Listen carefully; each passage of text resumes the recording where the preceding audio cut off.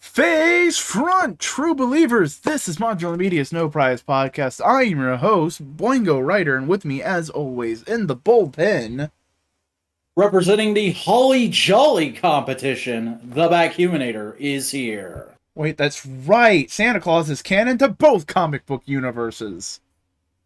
That's true. I think he's canon to any good fictional universe. I mean, he's canon in Power Rangers, in Kamen Rider, in Super Sentai, Marvel, DC. I'm sure he's probably canon in Top Cow too. All the best fictional universes have a canon Santa Claus. I'm putting that out there. Chronicles of Narnia. Has Spawn met Santa? Probably. Saga has not featured Santa yet. They need to get on that. We need the Saga Holiday Special. Saga Holiday Special. This time with even more family drama. Yeah! The in-laws are coming and they're racist. You laugh, but that was literally the second volume. I know, that's the joke. Alright, no more faffing about. We can't keep doing this because we have too much to fucking talk about. Yeah, because we didn't do news the last time we were live, and we haven't done an episode in 2 weeks because the summit was such a wonderful clusterfuck that we're massively behind on things for this. So this is a big catch-up night. We have over 30 comics to talk about, and we have 5 pages worth of news to talk about. First thing first, we got to talk about the latest bit of the MCU has come out. Oh my god. The Guardians of the Galaxy Holiday Special. AKA 2 fucking autistic people try to find a gift for their best friend. I like this a lot. It was very good. I think it's going to go in my regular Christmas rotation. It was super cute. It was adorable. This was the most James Gunny Marvel thing so far. Mantis in this, I feel like this, James Gunn was going like, this is going to be Mantis's big coming out party as a character, and I really agree. This took Mantis from being like a near throwaway character in the second movie to like, no, she's best Guardian. Oh, she's one of the best Guardians. She's also like fucking sister woo as fuck. It's just like, oh no, hell yeah, brother sister. Yeah, that ending. And she was also so worried of, like, I don't want to cause him pain. And it's just like, oh, you sweet summer child. Yeah. And that keys perfectly into her character because her whole power is, like, feeling other people's emotions and manipulating them. Yeah.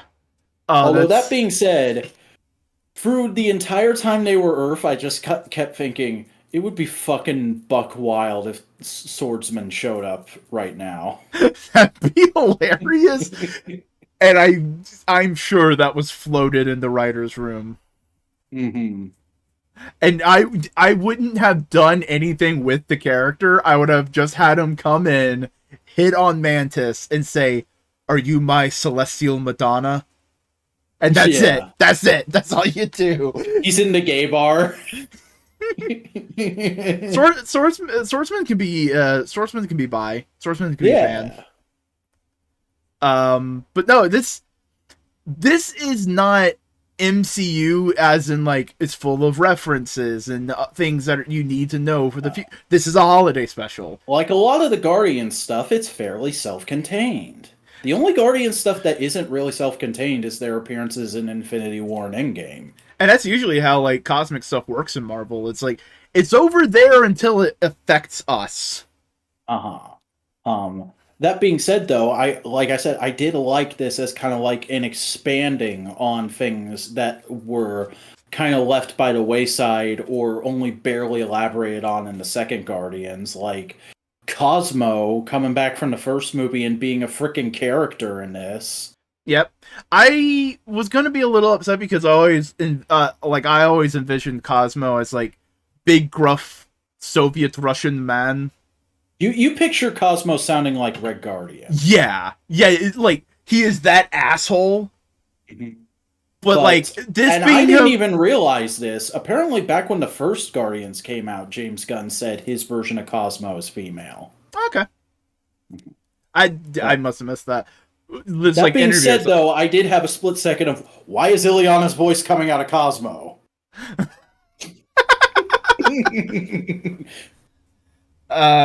The Soviet rocket scientist who worked on Cosmos' stuff was named Rasputin. Hey. It's like their second cousin twice removed. But and then, hey, Cosmo gets to have siblings in a few more movies.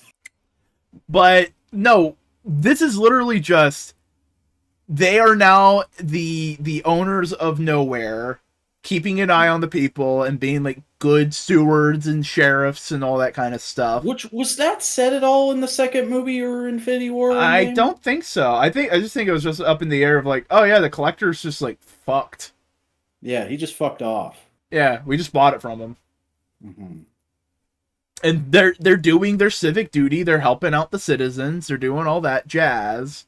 Yeah. And it looks like Peter's sad. It's just like, oh, Peter is sad. Because fucking we're doing the Star Wars thing of doing flashbacks as animation. I like the flashbacks in this. They looked jank for what they were supposed to be doing. Oh no, it was all clearly very intentional. I liked it. I was just saying that was fun. Like I immediately thought of the Star Wars Holiday Special. Like this is a good version of a Star Wars Holiday Special where it has like interludes. There's literally a scene in a bar like the Star Wars Holiday Special. Mm-hmm. There's a couple big musical numbers. Like it is a take on the Star Wars Holiday Special. It's just what if that but good? What if that but good? Quick, just breakdown. Have you seen the full Star Wars Holiday Special? I have seen about half of it. I've watched the whole thing. I was forced into it one year. I like the animated bits. Wait, you don't like Grandpa Wookiee getting his jollies off? That was not fun, no. But they see Peter being sad, so Drax and Mantis go like, we should try and cheer Peter up. I know it's close to the holiday that he celebrated on Earth that he never got to celebrate. So why don't we get it for him? Why don't we do that for him? Why don't we just get all of Christmas? And why don't we bring Santa Claus Conquers the Martians this shit? And why don't we bring Peter Quill's favorite hero, Kevin Bacon? Mm-hmm. And it's just like, this is what those two people would come up with as a plan. Yeah, because it's Mantis and Drax talking. It's just Mantis and Drax, no one else. Yeah, because like Nebula and Kraglin are there at the start, but they immediately fuck off. They're like, nah, we don't want to be involved in this. And all that kind of stuff. So they go like, all right, cool. They yeet themselves to Earth. And then we just have a madcap adventure across LA. Mm-hmm. Which, by the way, I love that the Guardians apparently have like more than one ship now, because that was a completely different ship, and apparently it's called the Bowie. Yeah. I like how, like, you know what? That's also like a neat little, like, subtle character thing for Peter. Think about it. All of his ships before that were named after his crushes. But now he's grown as a man and isn't obsessing over that want of relationship. He can obsess over a bisexual crush like David Bowie. Or David Bowie could just be another hero of his, but yeah. I'm joking. You know what I mean. Uh-huh. He has grown past the superficial illusions of love and relationships, and it's grown deeper as a person. Because he had a meaningful relationship, and then it was ripped away from him. But he's also learned from it and knows it's like, you know what? Yeah. It was better to have loved and you know, all that stuff. Yeah. So you go to Earth, and they confirm that the GoBots are MCU canon. I lost it. And apparently most of Toy Twitter did too. Because why is it fucking GoBots?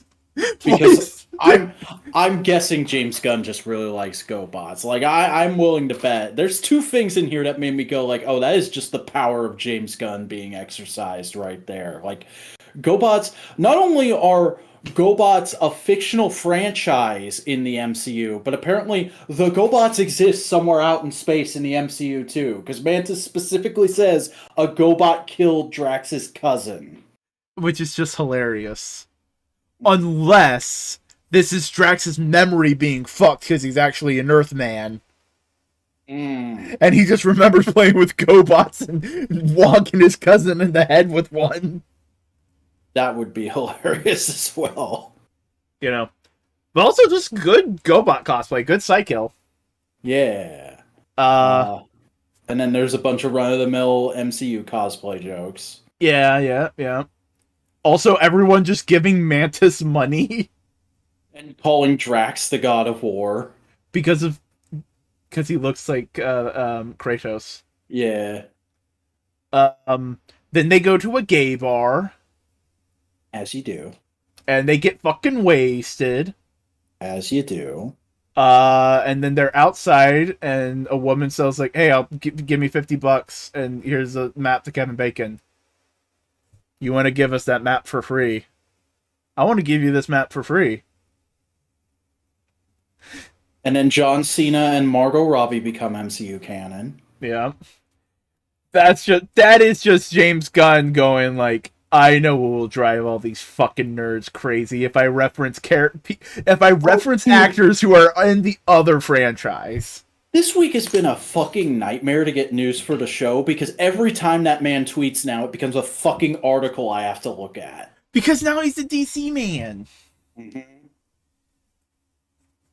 To find Kevin Bacon, they freak Kevin Bacon out. Kevin Bacon runs away. They kidnap Kevin Bacon. Kevin Bacon pretends to be Batman.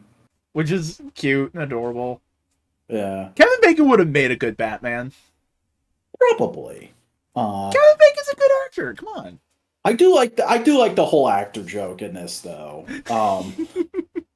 With them just being like, I like that idea as a thing in fictional universes that are doing space stuff. Have aliens just either not understand acting or vehemently dislike it. Like, that's lying. Why are you doing that? Fuck you. But it's art and no, fuck you. But it's also funny because it's a bunch of actors saying it. Yeah, it's just... though, I gotta admit, Karen Gillan has two of the funniest moments in this entire special. One is when she's dancing during the final musical number, and because she's just doing it so robotically. And then the other is when, as Kevin Bacon is leaving, she goes, I guess all actors aren't total pieces of shit. It's great. Also, it would have been hilarious if Drax had a line. You're an actor? The only worst thing you could have been would have been a professional wrestler. Yes. I hate people who don't beat people up for real.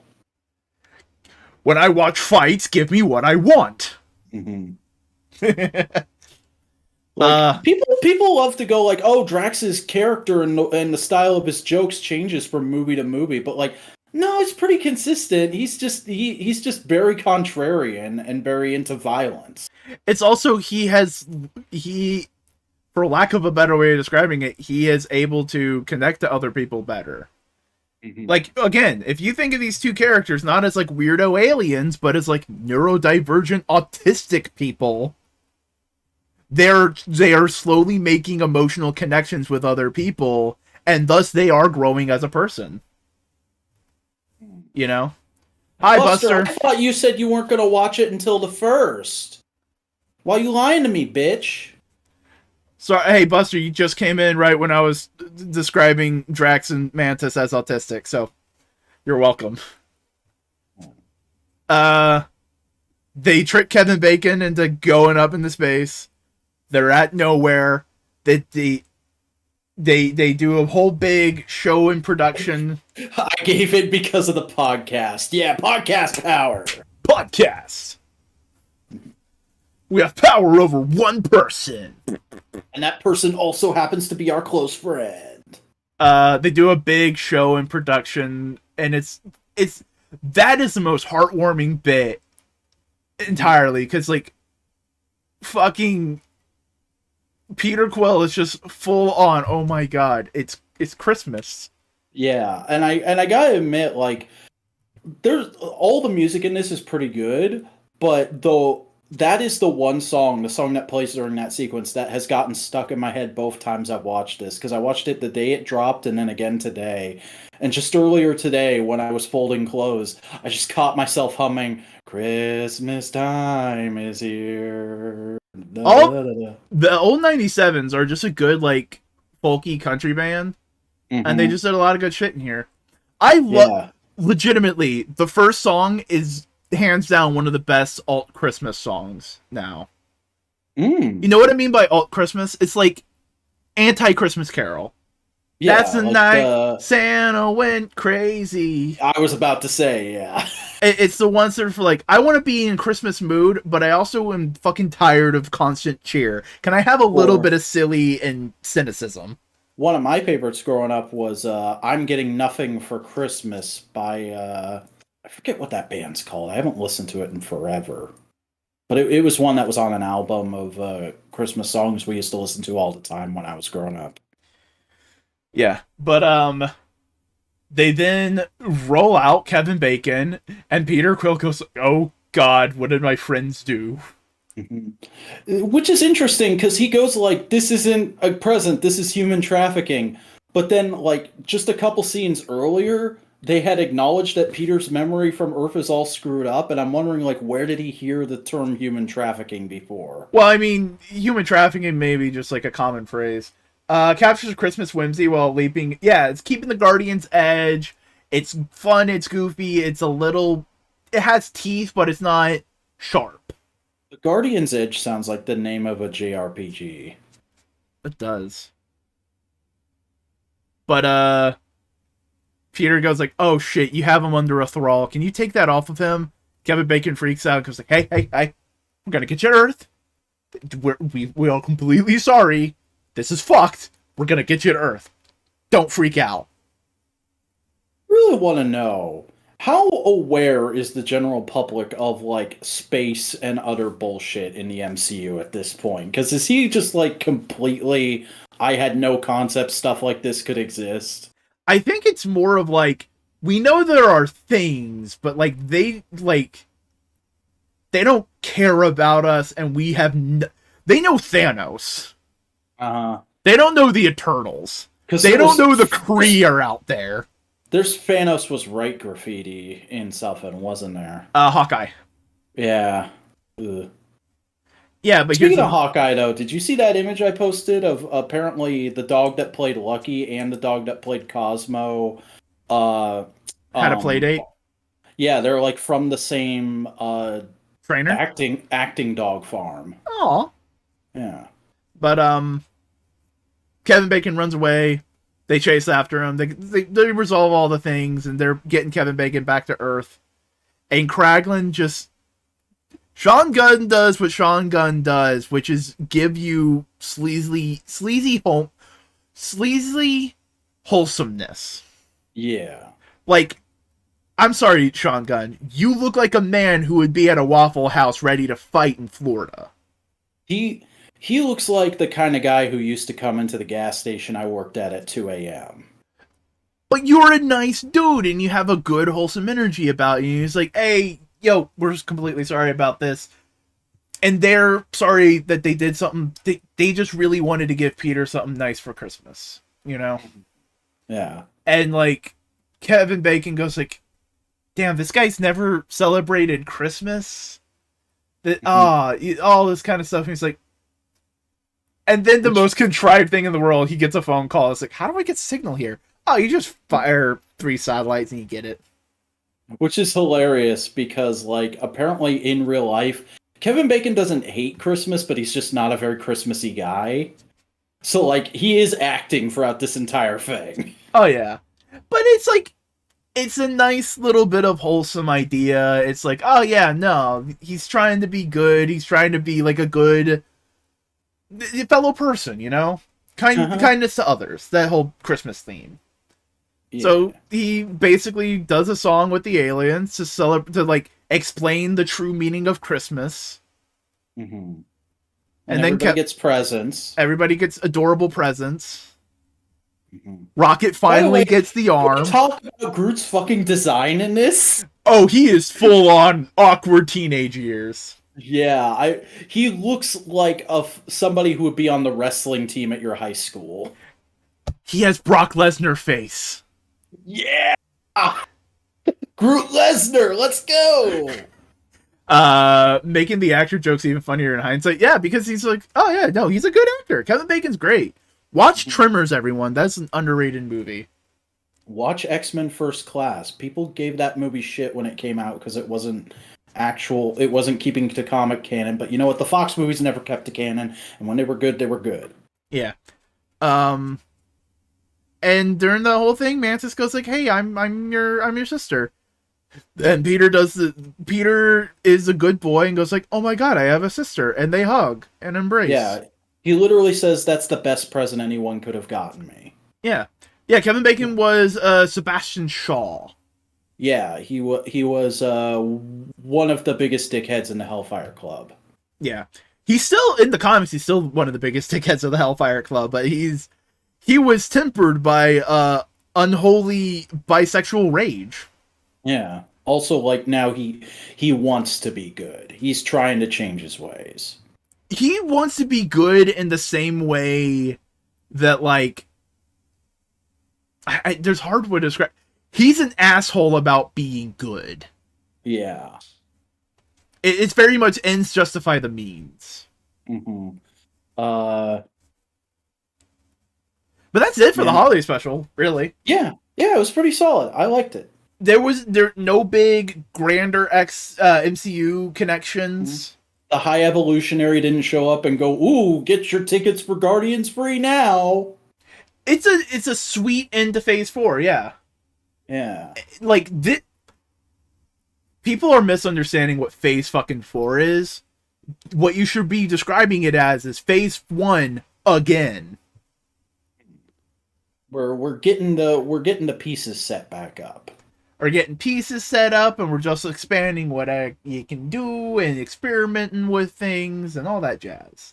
Mm-hmm. And like, remember, this is something very different for them because it's a 1 hour special, which we've only gotten once before, and it's a freaking Christmas special based off of one of their characters, and it's also important just because this was apparently the first idea anyone ever pitched for Marvel on Disney Plus. Like, James Gunn on the set of Guardians 2 went up to Kevin Feige and was like, "Dude, we should do a Christmas special. That'd be fucking hilarious."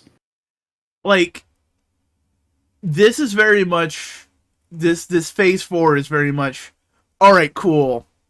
We got them by the balls. What can we do now? Mm-hmm. Where can we go from here? We have our hardcore audience that will go see anything we make established. Let's figure out how we can play with that. Yeah. But this is good. It's announced, yeah, one of the first things announced, mainly because it was one of the first things. But then a bunch of right-wing dickheads fucking ruined it for us and made it so we wouldn't see it in till now. Yeah. Because remember, what got James Gunn quote-unquote canceled was something he had already grown from and apologized for, and that Disney was already aware of. Mm-hmm. Oh, man. Fuck that whole 3-month period. Oh, yes. The wait was worth it, even wasn't. Oh no, I'm glad that it wasn't as wacky, because I imagine if it was any more wacky, it would have been. A lot of the reviews would have been like, "This is too much. They let James Gunn off the leash. Guardians 3 is gonna suck." Yeah, but also I would imagine if it was even more wacky, it might have cost more. Mm-hmm. Like, they shoot on location some, and they have one set. It's a very nice set. It's a very big set, but they have one set. Jesus Christ, you fucking packed the front of this heavy. Yeah. Jesus Christ. It's time to move into the new, and it's not my fault. I know, it's just more of like, god damn it, it is packed in a certain way, you know? Yeah, But blame Buster. They're the one that suggested I do this with Twit and no prize from now on. So there's not a sword of Damocles hanging over the rest of the show. Genuinely, both the special presentations have been very tightly budgeted, and I am so glad for it. Mm-hmm. Like it's just, it feels better, you know. It's just like, okay, cool, you can do more things. Yeah, it feels like an 80-page giant or OGN compared to here's a huge fucking maxi series that the movies are, or here's a cool little mini series or an arc of an ongoing that the Disney Plus shows have been. Yeah. All right, let's fucking do this. Mm-hmm. Kevin Conroy. Let's not even just say it. Batman is dead. Yeah, I'll allow it. So you don't need voice of he's Batman. I've been that asshole who has always contested, like, Kevin Conroy's not my Batman, but I can't deny Kevin Conroy has been Batman in the majority of animated Batman projects and animated DC projects in general that exist. And he is widely known as the character. He's one of the most iconic people to have portrayed the character. And to lose him is an incredible detriment to the voice acting community. And it really sucked, especially because I don't even feel like I've had time to process this, because the news dropped while I was on the way to the summit, and you guys just kind of let me know right when we met up, and I didn't. I was like, all right, shove it away, got to get all this done, and I've kind of been in that mode ever since, even with Jason David Frank passing and everything. Yeah, but Kevin Conroy, the voice of Batman and Batman the Animated Series, the counterpart to Mark Hamill as the Joker. Literally, Mark Hamill went like, if Kevin Conroy is being Batman, I'll be Joker. Mm-hmm. Like, they were that intertwined as the characters. Also, just an incredibly kind man who went through a lot of bullshit in his early life. Like, if you haven't read his autobiographical comic or listened to his episode of Inside of You, guy's seen some shit, and or had seen some shit, or however you want to word it. And I always heard nothing but kind stories of him at conventions. So, he's just a great guy, and it's not a light thing to say. He was the first gay actor to portray Batman, to my knowledge. Yep, it's very possible. They met, like, we don't know the lives of the guys who were in the fucking silent movies. Yeah. But also, that's like a thing that, like, that took a lot of people by surprise, like, last couple of years of like, wait, Kevin Conroy's gay?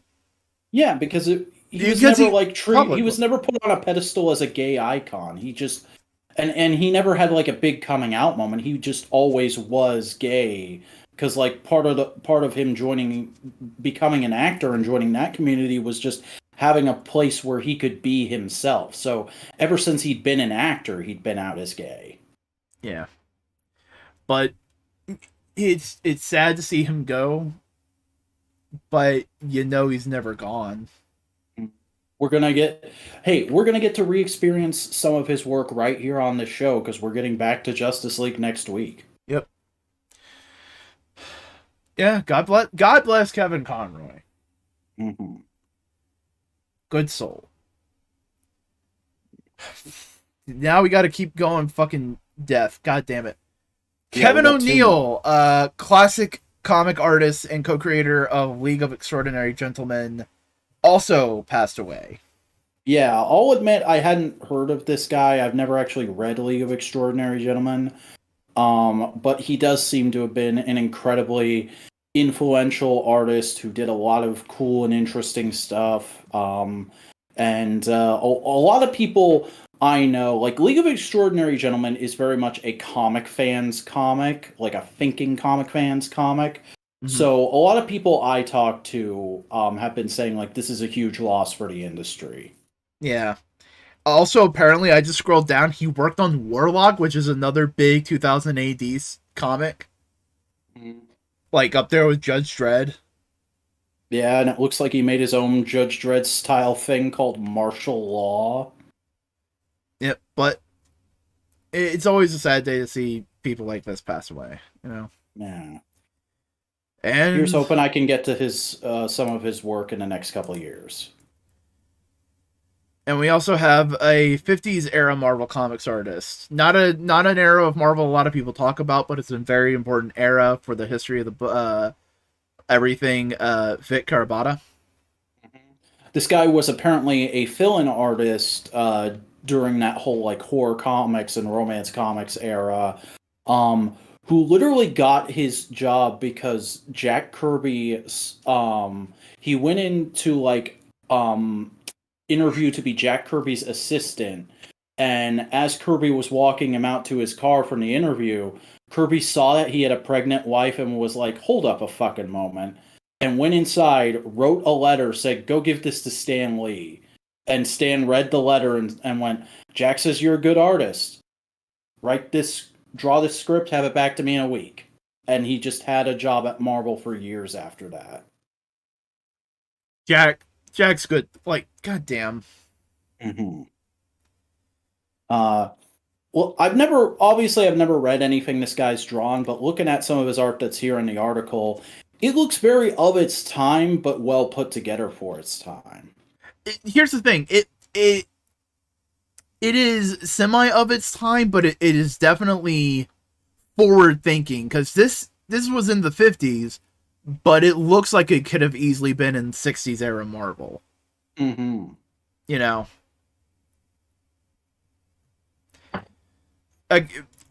but he lived a substantial life, so it's not. I hate to say it, it's not the end of the world, but like Yeah. it. Like He was 93. all the people that went in these last couple of weeks, there's one nice thing you can say, which is that they were old enough that it wasn't a tragic death. You know, they had a good long life. They got to do probably a lot of stuff they wanted to.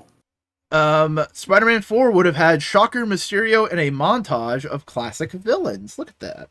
Yeah, a bunch of details just leaked out via concept art for Sam Raimi's Spider-Man 4, because apparently we just can't stop learning new shit about that movie.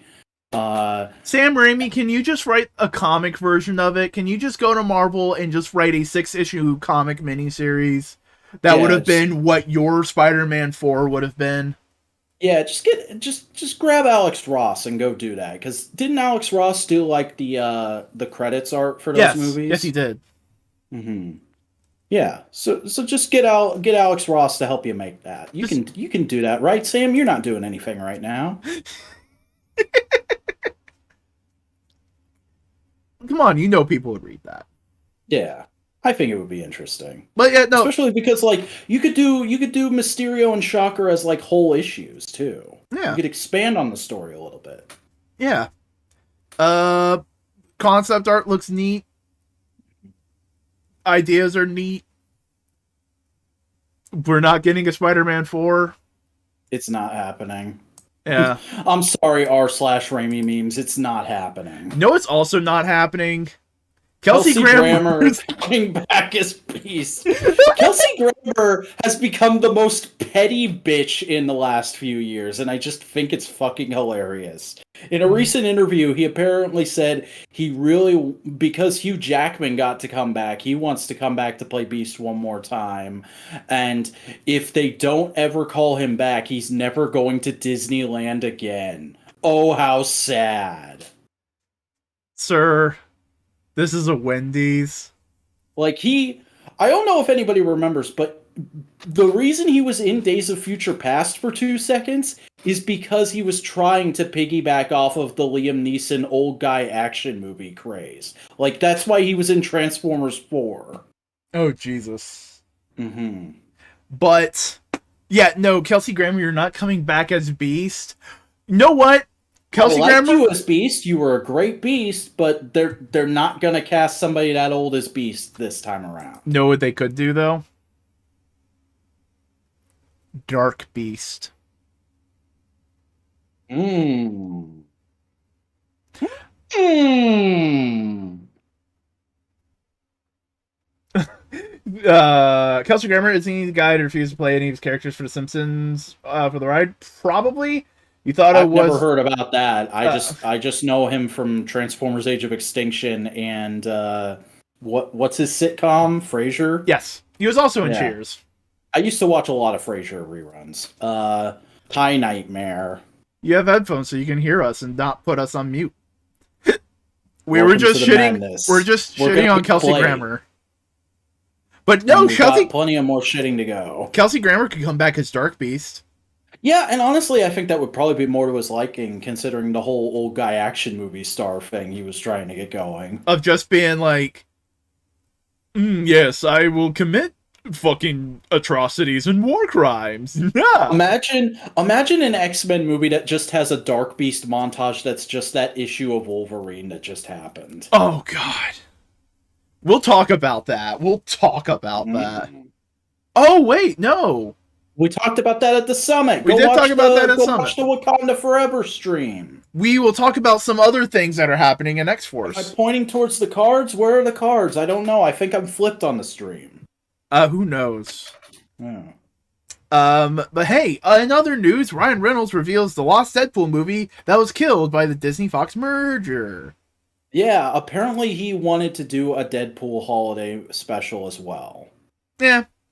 That makes sense for Deadpool, but also, like, it's not the end of the world. Would have been fun. Yeah. But, you know, at least we're still getting Deadpool free. Mm-hmm. Now, I have not fucking been paying attention for this. You've not seen this? No, I haven't. So, on the day Wakanda Forever released, Marvel Studios Japan just posted this little short film of Hiroshi Fujioka, who, if you're not aware, is the actor who played Hongo Takeshi, Kamen Rider #1. Hold on, I'm being hailed. I don't know why.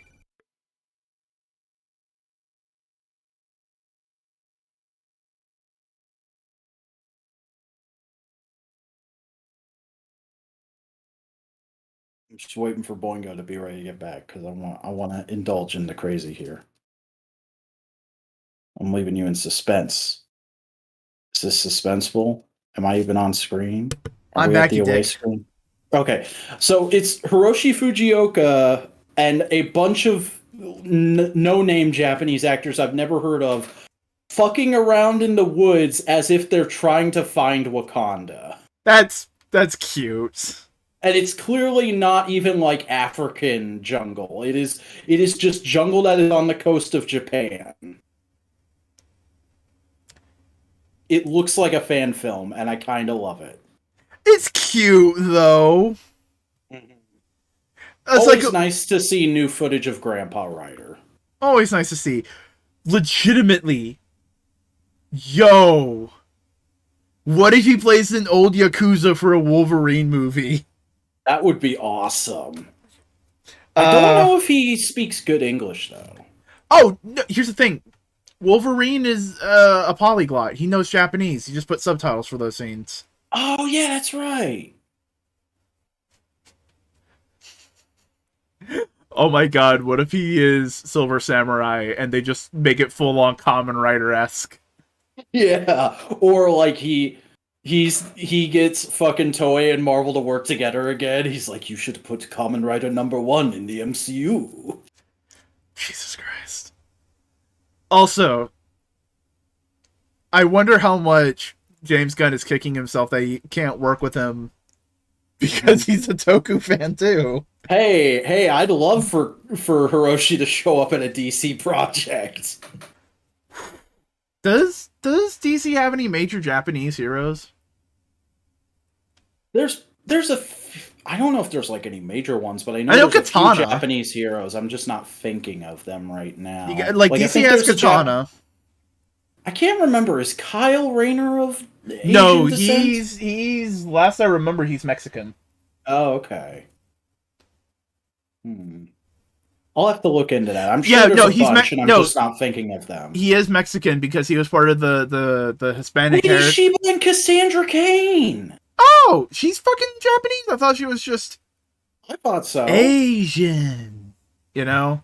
I mean, she's probably Asian, but DC can ascribe that to being Japanese. Yeah, you know what? But you know what I mean when I say that. It's like we want her to be Asian, but we don't actually care where. Mm-hmm. She's Asian. What kind of Asian? The cute kind. The same way that like Storm was African for a while. What? Yeah. What do you mean African? Where from Africa? You the African part. In some copyright fucking news, we're not getting a Namor solo film because Universal owns the solo rights. Marvel doesn't, so he's just gonna show up in other movies. He's probably just gonna do like cameos to High Heck from now on, which is fine. Like honestly, well, I'm sure plenty of us would be into a Namor solo film. Namor is not one of those characters who like needs a solo film. Namor is a force within the universe. Namor is at his best when he's a side character in other stories. Mm-hmm. Or being horny for Sue Richards. Yeah. I'm looking forward to that. Goddamn. I am not, because I'm just waiting for the discourse of everyone going like, why doesn't Sue leave Reed for him? Because Reed doesn't love her. And I'm just sitting here going like, you anti-autistic fucks. You don't understand the character, motherfucker. You don't understand Reed Richards. And I'm going to be like one of the 5 people defending Reed fucking Richards. And everyone going like, why are you just...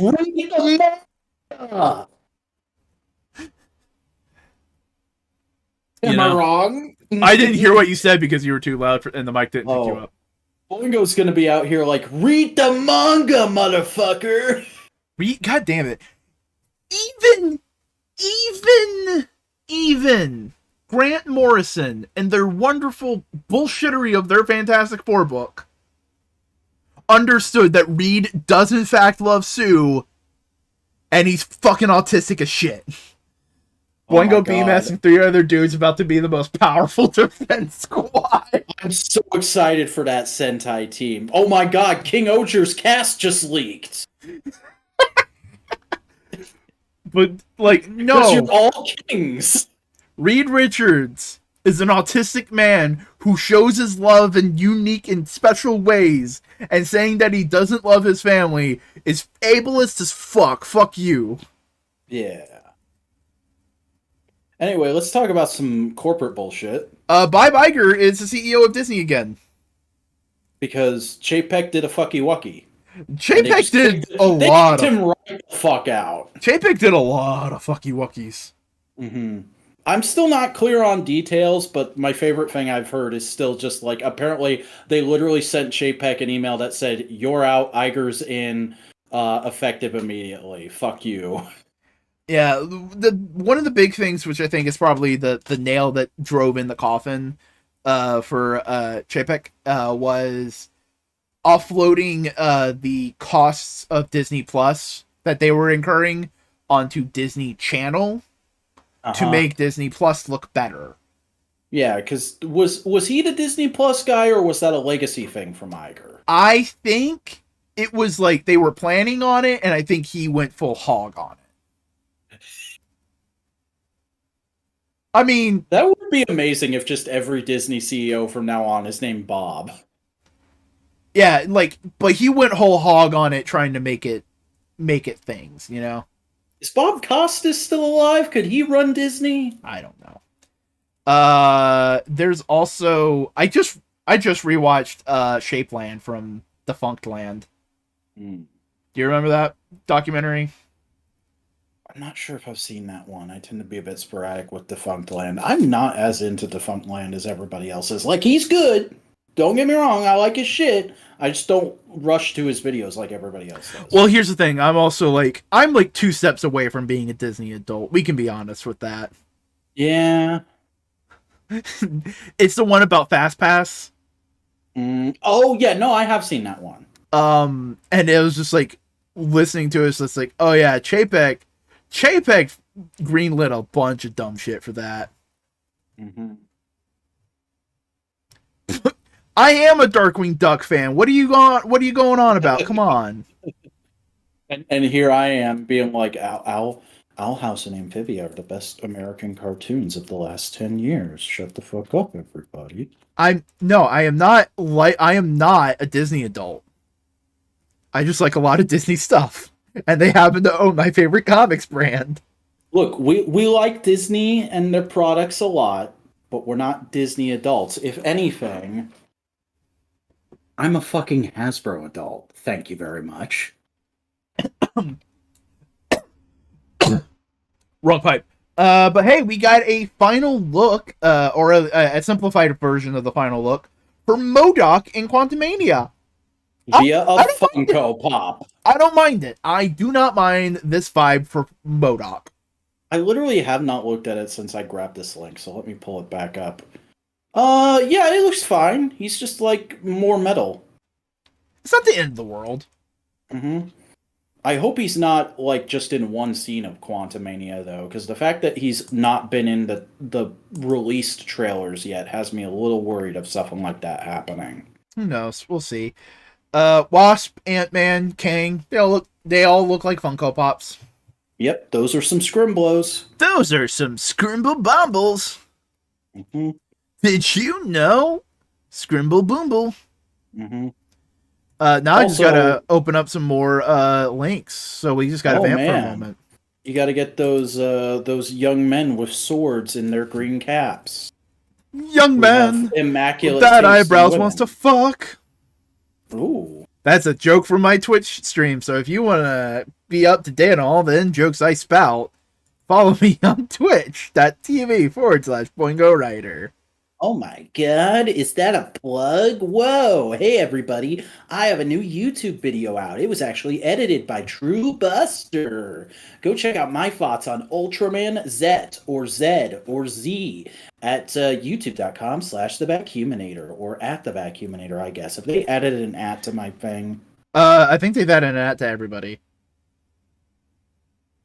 What is my customized channel? I'm gonna look at this right now. I'm gonna look at it live. Eyebrows once everyone.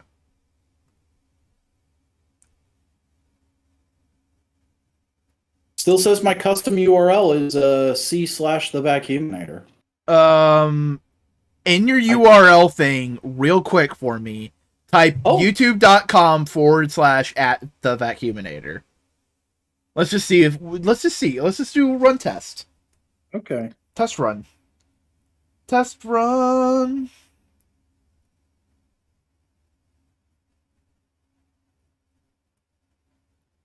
Oh, how the fuck did I spell my own name wrong? Yeah, no, that works. Yeah, okay, it works. Okay. At the Vacuuminator. When I look at the branding page here. The brand. My brand!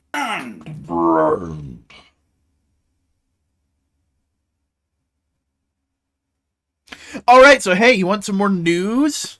I would love several news. Well, good news. We got a new still from Ant-Man Wasp, Quantumania. That certainly is a still from the movie. Yeah, look, it's a better look at Kang's suit. Look how comic accurate that suit looks. Isn't that a nice suit? Look at the lines on his face. Oh my god. Mm-hmm. Also, he looks like he's doing a kissy face and wants to kiss Ant-Man. And Ant-Man's like, what? No, I'm not going to kiss you, you weirdo. Stop fucking with time. Jesus Christ, Paul Rudd still looks like he's in his goddamn fucking 30s. Mm-hmm. Jesus Christ. That man. That man. That's the man. That's the man. Also, I love Guilty Gear. God damn it. How do you know about Guilty Gear to make a that man joke? Because I've watched Tommy Oliver's lecture several times. Jesus Christ. So hey, you know that movie, The Marvels? Some merch leaked. Yeah, you can now see what Monica Rambeau's suit is going to look like in the movie. It looks like Photon. It looks great. How about that? a movie. It's a movie. A movie is happening. Please be excited. What's the next? What is the next bit of news? Oh, Eric Andre is joining Acta Coven of Chaos. Yeah, fucking what a wild year 2022 is. Fucking They Eric finally Andre let is him gonna be in.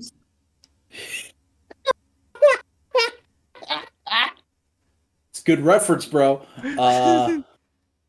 But no, I can't believe I actually get to say Eric Andre is going to be in the MCU, and we don't even know who his character is yet. He's in it. Also, that lady. Yeah, I know the lady from somewhere. I don't. Yeah, I vaguely recognize her as well. Wait a minute, put her picture up again. It's up. Just get it for a second. Oh, I'm just waiting. Yeah. She was in something. Was she on The Daily Show at one point? Was she a correspondent for that? I think so. I feel like that's where I know her from. Hold on. Anybody who is wanting to Google it, Sashir Zamata. Let me Google. I will consult the Oracle. Oh man, are they gonna legalize ranch in the MCU? I'm just trying to think. Yo! What if they go fucking off the walls? They might. It's possible. Eric Andre as Slapstick. Oh my god. If people who do not know, Slapstick is a 90s Marvel hero that basically has the power of a cartoon character. But he's ultra violent and no one else has like the cartoon power stuff. So like he can be hit with an anvil and come back fine, but he will drop an anvil on someone else and just kill them. Also, he's depressed because he doesn't have a dick anymore. All right, so I have her IMDb up. Oh. She was in Muppets Haunted Mansion as the Ghost of Mary. She was in The Mitchells versus the Machines as Jade. She was in fucking NBA 2K20 as the PR chief. She's in a show called Woke, Home Economics. She was a voice in Tuca and Birdie. I don't recognize a lot of this stuff, but it seems like she's primarily a voice actress. Either way, she seems like she'll be fine in there. Mm-hmm. Hey, some more semi-sad news. Chris Hemsworth is taking some time off of acting for the foreseeable future because he has received a substantial health warning that he has genetic markers that link him to be 10% more likely to contract Alzheimer's. Yeah, which there was confusion on this. I don't know if there still was, but there was confusion on this when the news first broke. He does not have Alzheimer's. No. There's just a chance he could get Alzheimer's later, and he's taking some time to kind of plan his life accordingly. Yeah, he's taking time to process, taking time to plan. I imagine the rest of his family is as well, including all of his brothers that are also in the entertainment industry. He's also changed his tune pretty heavily about, he used to say all the time, like, oh no, I'll play 4 until they tell me to leave.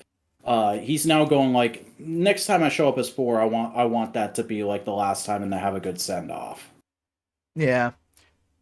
Though, here's the thing. I think a lot of people just like enjoy being in that work environment. Yeah. Because even Chris Evans is going like, man, I kind of miss being Captain America. Mm-hmm.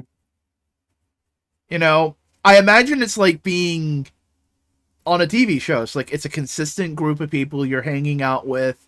It's friends. They become family. Actors don't really get consistent work environments. So you hear when they do get it, it's like one of their favorite jobs ever. Yeah, and like it seems like they were all having fun with the job. It's just more of like, I am tired and I need a break. Or I want to do something else as well. So yeah. So we could still get that show about Captain America returning to Gems. We could. But also, my heart goes out to Chris Hemsworth because, like, this isn't something I bring up a ton, but my great-grandfather had Parkinson's. Like, that's kind of informed a lot of I wouldn't say my life. It's just more of like, there's a reason Michael J. Fox is one of my favorite actors, and why I kind of, that kind of stuff, because Parkinson's does have a genetic link. So like, haven't been tested or anything like that to see if I do have those genetic markers or anything, but like, there's a part of my brain that goes like, one day may not be pretty. Yeah, and I mean, I haven't really thought about it this way in relation to that, but now that you bring it up, I mean, my family has a strong history of addiction and mental illness, to the point where I've actually gone out of my way and decided, if I ever do wind up in a happy relationship with a woman, I'm going to have to insist I do not want to genetically have kids. I'm open to adoption. I want to raise kids, but I do not want to pass my family's bullshit onto another generation. Yeah. No. Chris Hemsworth is not leaving because of Love and Thunder. And everyone who misunderstands Love and Thunder is also a dickhead. Love and Thunder is great. Yeah. Love and Thunder was a solid movie. I enjoyed it.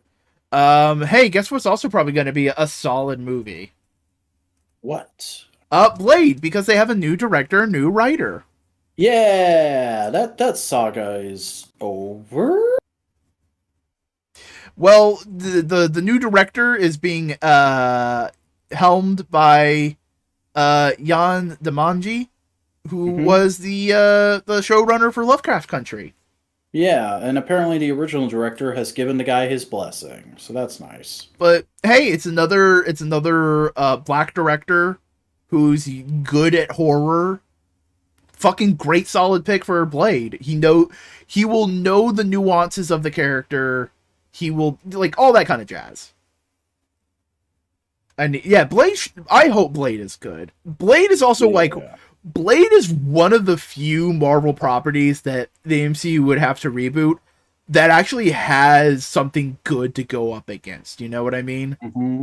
I hope the new Blade movie shuts up all the old fucks who keep going like, well, Marvel movies used to be really interesting and unique. Look at Blade. Look at Raimi's Spider-Man. Yeah. But like, love it or hate it, the Fox X-Men movies have the reputation tarnished by later films. Blade is realistically 2.5 amazing movies. And there's still a lot of love for Blade, so like, there is a lot of weight to making a new Blade movie. Yeah. And it's reportedly set to start shoot next summer. Hooray! Yay! Blade.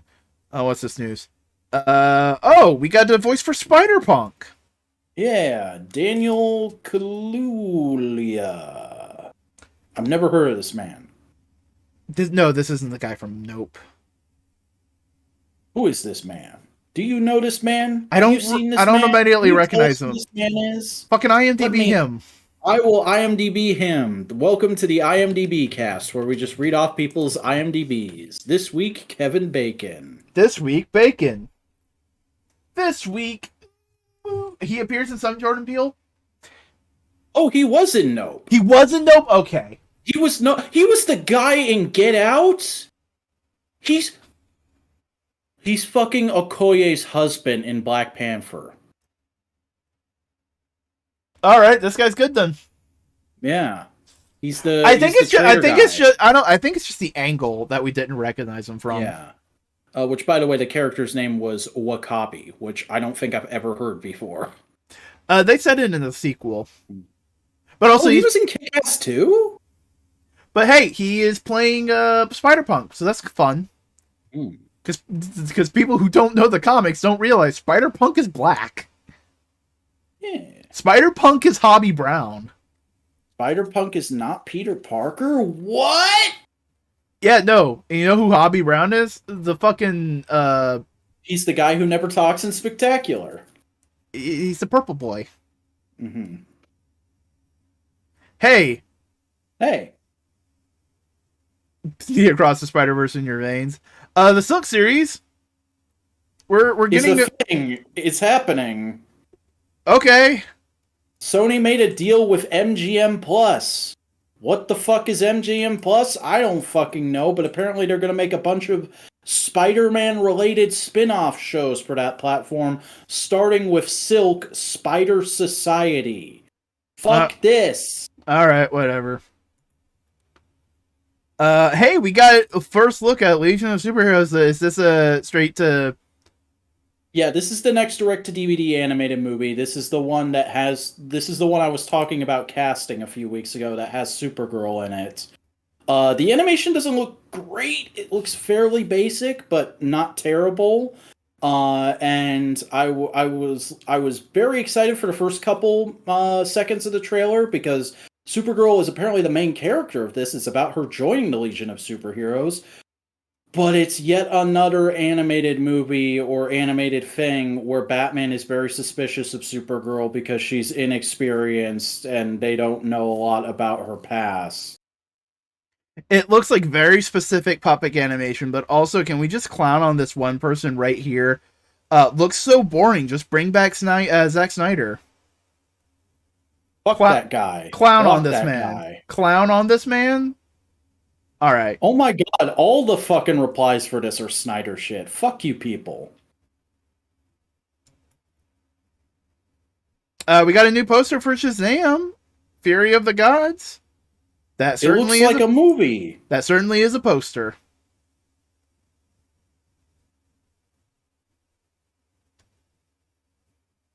Snyder these nuts. Oh, Snyder, you're nuts indeed. But yeah, Shazam. Shazam. Michael Keaton's The Flash role is reportedly unaffected by Batgirl's cancellation. Hooray! Alright, whatever. James Gunn will reveal DCU plans to Warner Brothers Discovery soon. Yeah, him and Safran are getting their slate together, and they are going to be showing it to the Warner Brothers heads for notes very soon, but it's only going to be shown privately. This isn't going to be like where Marvel rolls out, here's the next 10 films we're doing every SDCC or D23. I think we're going to get that next Comic-Con. We're at least going to get the first, 2 or 3 projects they want to start working They're on. probably going to tell us the name of that Superman movie. Yeah. But for now, it's all very, very hush-hush, shut the fuck up, don't say anything. But James Gunn has confirmed one bit of information. The DCU will connect across film, TV, and animation. Yeah, they are building a big boy here. So essentially, I'm guessing the direct-to-DVD movies are going to get hijacked, and also, if there was ever any doubt over the last year, CW versus dead, brother. I mean, it hasn't been dead for, the last year? It's been dying a slow and embarrassing death. But, here's the thing. DC's always been pretty good with their animation, and I can go, yo, fucking Plastic Man animated TV show set in the DCU? Canon? And he shows up in a movie as live action? Same actor and everything? That'd be cool. Yeah. There is possibilities with that. That is an interesting possibility that James Gunn is bringing up. I'm excited to hear what projects we're actually going to get out of this whole thing. Here's the thing. Part of me looks at what James Gunn has done with a bunch of D and F list DC characters and go is he going to focus in on the weirdos, or is he, now that he has the reins, is he going to play with the big toys? I think he's going to give creative bullet points for the big toys, but probably going to personally direct or write a few small projects about the weirdos. That's what I'm expecting. Yeah. Although, never forget, James Gunn is the guy who made fucking Arm Fall Off Boy canon to the Snyderverse. It's just more of a question. It's more of a question I'm asking. I'm just asking questions. Okay.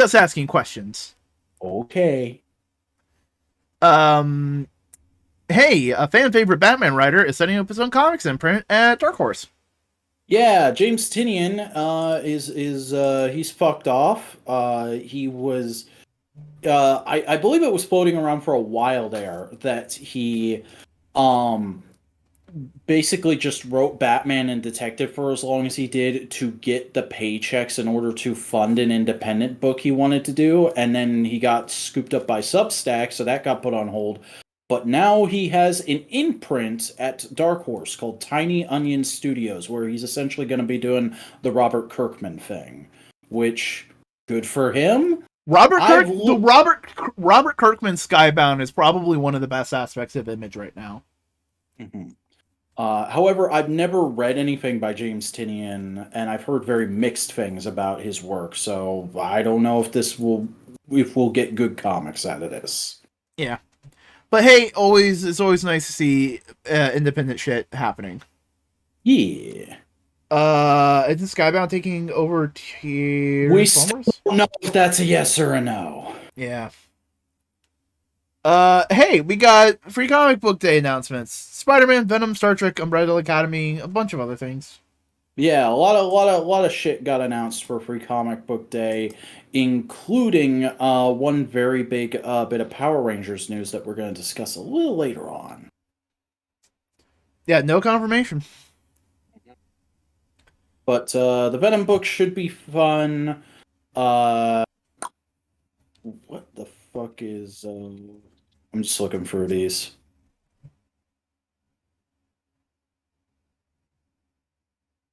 Yeah, no, Venom Spider-Man should be interesting. Avengers X-Men should be interesting. The Conan might be interesting. I'm interested in the last one. Viz Media presents Chojin X/Rooster Fighter. What the fuck is that shit? Chojin X is a Jump Plus manga, and Rooster Fighter is actually another manga. Okay. It is literally about a rooster who goes around and fights people. So it's just we probably won't know about where Transformers and G.I. Joe are landing until IDW puts out the last issue of Shattered Glass. And I don't know what issue that's supposed to be. Because I haven't been reading Shattered Glass. Because who fucking cares about Shattered Glass? But hey, guess what? To celebrate and promote Quantumania, Marvel is doing a bunch of cool variant covers. Where heroes are big and small. Marvel and their frickin' variant covers. Am I right, folks? They're big and small and all around and cool. The Daredevil one's cute. The Deadpool's cute. These are all cute, actually. I like the Fantastic Four one. There's not a one that I think is bad. Oh my god, Venom wrestling Pizza Rat. Yeah. Hell yeah. Wolverine just fighting rats. Like, this is cute. These are all cute ideas. Oh my god, Storm as a giant woman. That awokens some people's fetish. Mm-hmm. But yeah, no, cute idea, cute way to promote the movie. It's a cute set of art. Yeah. We also have some new Sins of Sinister's designs. Sinister designs, including a Captain Sinister. Mm-hmm. Fucking Magneto and Storm mixed together. What is this, Infinity Warps? Okay, no, so this is year 10, like 10 years from now kind of thing. Oh, this is that whole shenanigans. Yeah. And then we have a Wagnerine, whatever the fuck this is. He's great. Yeah, she's pretty good. A Cable, which is a dope idea for Cable, where the techno-organic virus turns full organic and it becomes a bunch of worms. That's fucking dope. We got Nightcrawler, which is very much kind of in keeping with what's going on with Legion of X. Okay. He's growing horns and is looking more demonic. Oh yeah, that's right. You told me about that. So like, this is cool and monstery, and it just makes you sad for Nightcrawler. I love how Colossus just looks like he's wearing a Sinister costume. Buster, Cable has always looked over designed. Oh no, that is actually Mr. Sinister. I'm sorry. Yeah, it's Mr. Sinister. Mm-hmm. And then we have Auntie Fortune, Mm-hmm. which looks like a little bit of Nightcrawler, a little bit of Domino, Yeah. a little bit of Rogue. Sinister's a big Nightcrawler fan, apparently. Ironfire, which I have no concept. We need Marvel Legends of this guy. Oh yeah, no, we need Marvel Legends of all of these people. This is a Marvel Legends wave waiting to happen. And we got Rasputin, which, if you remember Hawks and Pox, I do actually. This is the first time she's been back. That's pretty cool. Oh, buddy, just you wait on Marvel Legends bait. I'm kind of excited for Sins of Sinister. Yeah. This is. I'm not excited for it, but I'm probably gonna read it. Yeah. And also, hey, we're getting a brand new X-Men Captain Marvel crossover event, which is like small and isolated. It's not necessarily changing the status quo of anything. It's just a my god. Is Marvel bloating their calendar year with events? There's tons of events every year. They're just trying to inflate their sales. Oh my god, comic companies are so greedy and uncreative these days. But like, this is a small thing that's just like a couple characters teaming up for a fun little adventure. No, it's an extra event in a year that's already filled with events. This is bullshit, man. I don't know what you're talking about. But they're fighting the Brood. They haven't fought the Brood in a while. Who cares? The Brood are fucking lame 90s bullshit. They're actually from the 80s, I believe. Yeah.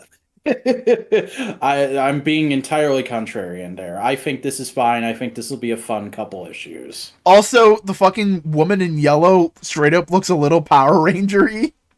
A little bit. She looks like a Radiant Black character. Yeah. But no, I'm glad they're following up, because remember, that Brood issue was like one of the best issues of Hickman's X-Men book early on. And then we have a book that we're going to talk about later, which I absolutely loved. I thought this wasn't coming out for another couple weeks. This is Doctor Strange Fall Sunrise by Trad Moore.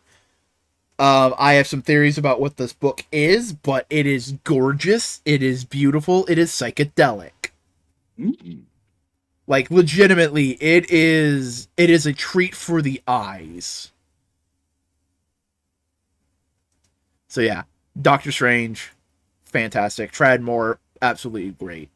Marvel Comics announces I Am Iron Man, a 5-issue limited series debuting this March to celebrate Tony's 60th anniversary, highlighting untold fights from across the character's iconic years. This is basically his version of the Ant-Man miniseries that just wrapped up. Yeah. But cool, like, you got all the suits. It's cool. Oh my god, it's fucking asshole Iron Man. He's here. Yeah. That's fucking great. I love it. Should be a good book. Yeah. Like, unless this writer who I've never heard of is just shit, but I don't believe that would be a thing. I haven't heard of that writer. Nope. Hey, guess what? Cody Bait. Cody Bait? Knee Bait. Cosmic Ghost Rider is getting an ongoing. Yeah, it's not by Donny Cates, it's by another person, but Donny Cates gave his blessing, and I mean, like, Marvel owns Cosmic Ghost Rider outright, so they can do whatever the fuck they want with it. Oh, it's from Stephanie Phillips! She's adequate! I hate that we have to describe comic writers like that. That's how I feel about her DC work, sorry. Yeah, no, Cosmic Ghost Rider, he's a fun character. Hopefully the tone stays around of him being a crazy dickhead. Mm-hmm. Be interesting to see him not in a miniseries for once. This fucking thing that was all over the internet for 2 days. They're doing an Eminem crossover cover variant? Yeah. It's literally just a variant of one issue of Spider-Man that I think is coming out soon. And everybody was like, oh my god, Eminem Spider-Man rap battle. This is the best thing ever. And it's just a cover. The issue probably has nothing to do with that. Guys. Eminem was in a Punisher comic back in the day. Mm-hmm. He was legitimately in a Punisher comic. Also, I love how Miles is just looking on in awe. And in Donny Cates news, Donny Cates and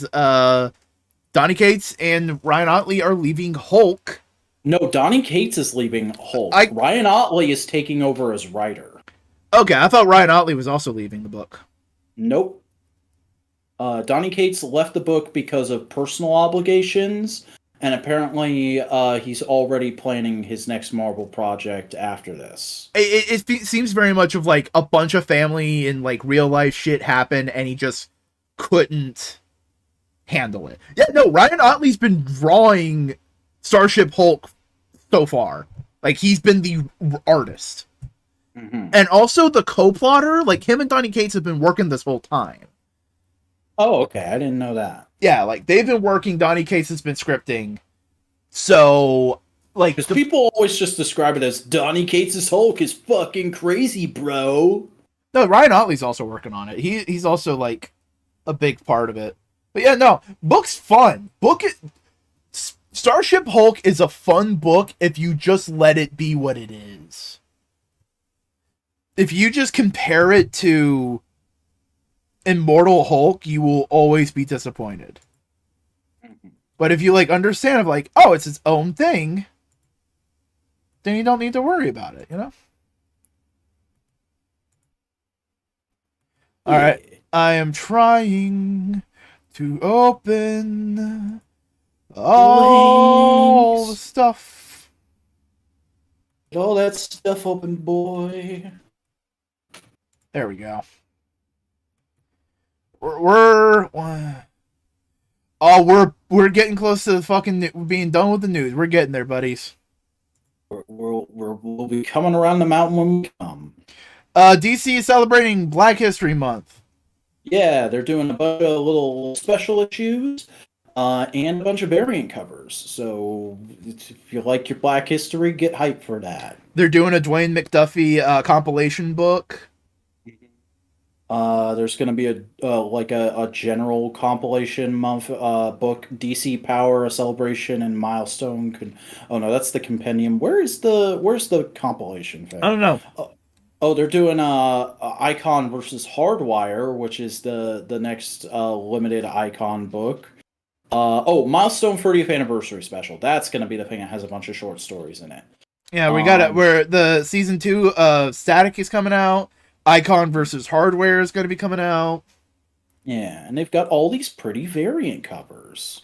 Oh yeah, that's right. They that's in the next article. I'll talk about. Oh my god, I love the cartoon Milestone Static variant. It's adorable. Yeah. But yeah, no, it's a celebration of Milestone. It's a celebration of the Black creators and the Black characters. It's all fun. It's good. You'll like it. You'll love to see it. Yeah. Classic Static or current Static? Because current Static expects you to, like, know Static shock. It's very much like, you know Static, here's Static. We're getting into the story. Yeah, no, you gotta... if you want to read Static, that's one of those ones where I would genuinely recommend starting back from the original first issue. Also, watch the cartoon. The cartoon's amazing. Yeah. We're also getting 20 new titles from DC from Wade, Mora, King, and more. Yeah, DC is doing a big new project moving into the next year. They have announced that once the Dark Crisis is over, we are entering the dawn of DC, which basically just means everybody's getting a slight creative refresh, and we're launching a bunch of new books. So the books, I'm going to read them off. Superboy, Man of Tomorrow with Kenny Porter and Janoy Lindsay. That's the one that won the fan vote, don't forget. Mm-hmm. Unstoppable Doom Patrol, Dennis Culver and Chris Burnham. That's cool that they got a dude named Culver to actually work on Doom Patrol. Green Lantern, Hal Jordan with Mariko Tamaki and an artist to be announced. I hear people like Mariko Tamaki. I've never read any of their work, but I don't particularly get excited about a Hal Jordan book. Green Lantern, John Stewart. Philip Kennedy Johnson with an artist to be announced. Oh, This is gonna be interesting. Batman, the Brave and the Bold, Tom King, Mitch Gern's, Gillen Gerards. Guards. I don't know your DC people. Gillen March, Gabriel Hardman, Dan Mora, Rob Williams, and more. If this is just going to be a fun Batman anthology, Yeah. I hope it's just But a fun. like, bro, you skipped over Green Lantern John Stewart. John Stewart's getting a solo book, and it's from Philip Kennedy Johnson, the guy who has been kicking ass as a sci-fi Superman writer at Action Comics right now. Oh hell yeah! That's the one I'm most hyped for out of all of these. Here's the thing: if Tom King's back on Batman in a limited capacity for like an issue or two, I don't think that's a bad idea. Though that being said, Sal's gonna complain about it a lot. Oh yeah. Green Arrow, Joshua Williamson and Sean Izakase. I don't love Williamson's writing style, but I'm always excited to see a new Green Arrow book, so I'll give that a shot. Shazam with Mark Waid and Dan Mora, probably going to be the kick-ass. That's going to be one of the best books of this whole lot. Because it's Mark fucking Waid doing a great, wholesome, classic comic book character. Come on. Yeah, and Dan Mora. Dan Mora doesn't miss, bro. Yeah. And The Penguin by Tom King and Stefano Giordano. Sure, I've never heard of that person. Yeah, Mark Waid. Hopefully Tom does a better job than whoever wrote the Penguin One Bad Day book. I fully believe Tom King will be good at The Penguin. Yeah, and there's plenty of other books coming. There's going to be a new Steelworks book about John Henry Irons and Natasha Irons, which I'm super excited for. Yeah, we got a bunch of art for a lot of this stuff. Yeah, that Doom Patrol though, that looks fucking hype. Yeah, that's like giving FF the fun energy. We're getting a new Power Girl book for Christ's sake. Like, DC seems like it's gonna be popping off next year. DC went like, all right, fucking, we've been dealing with some shit. Let's deal. We've dealt with our shit. Let's get back on this fucking saddle.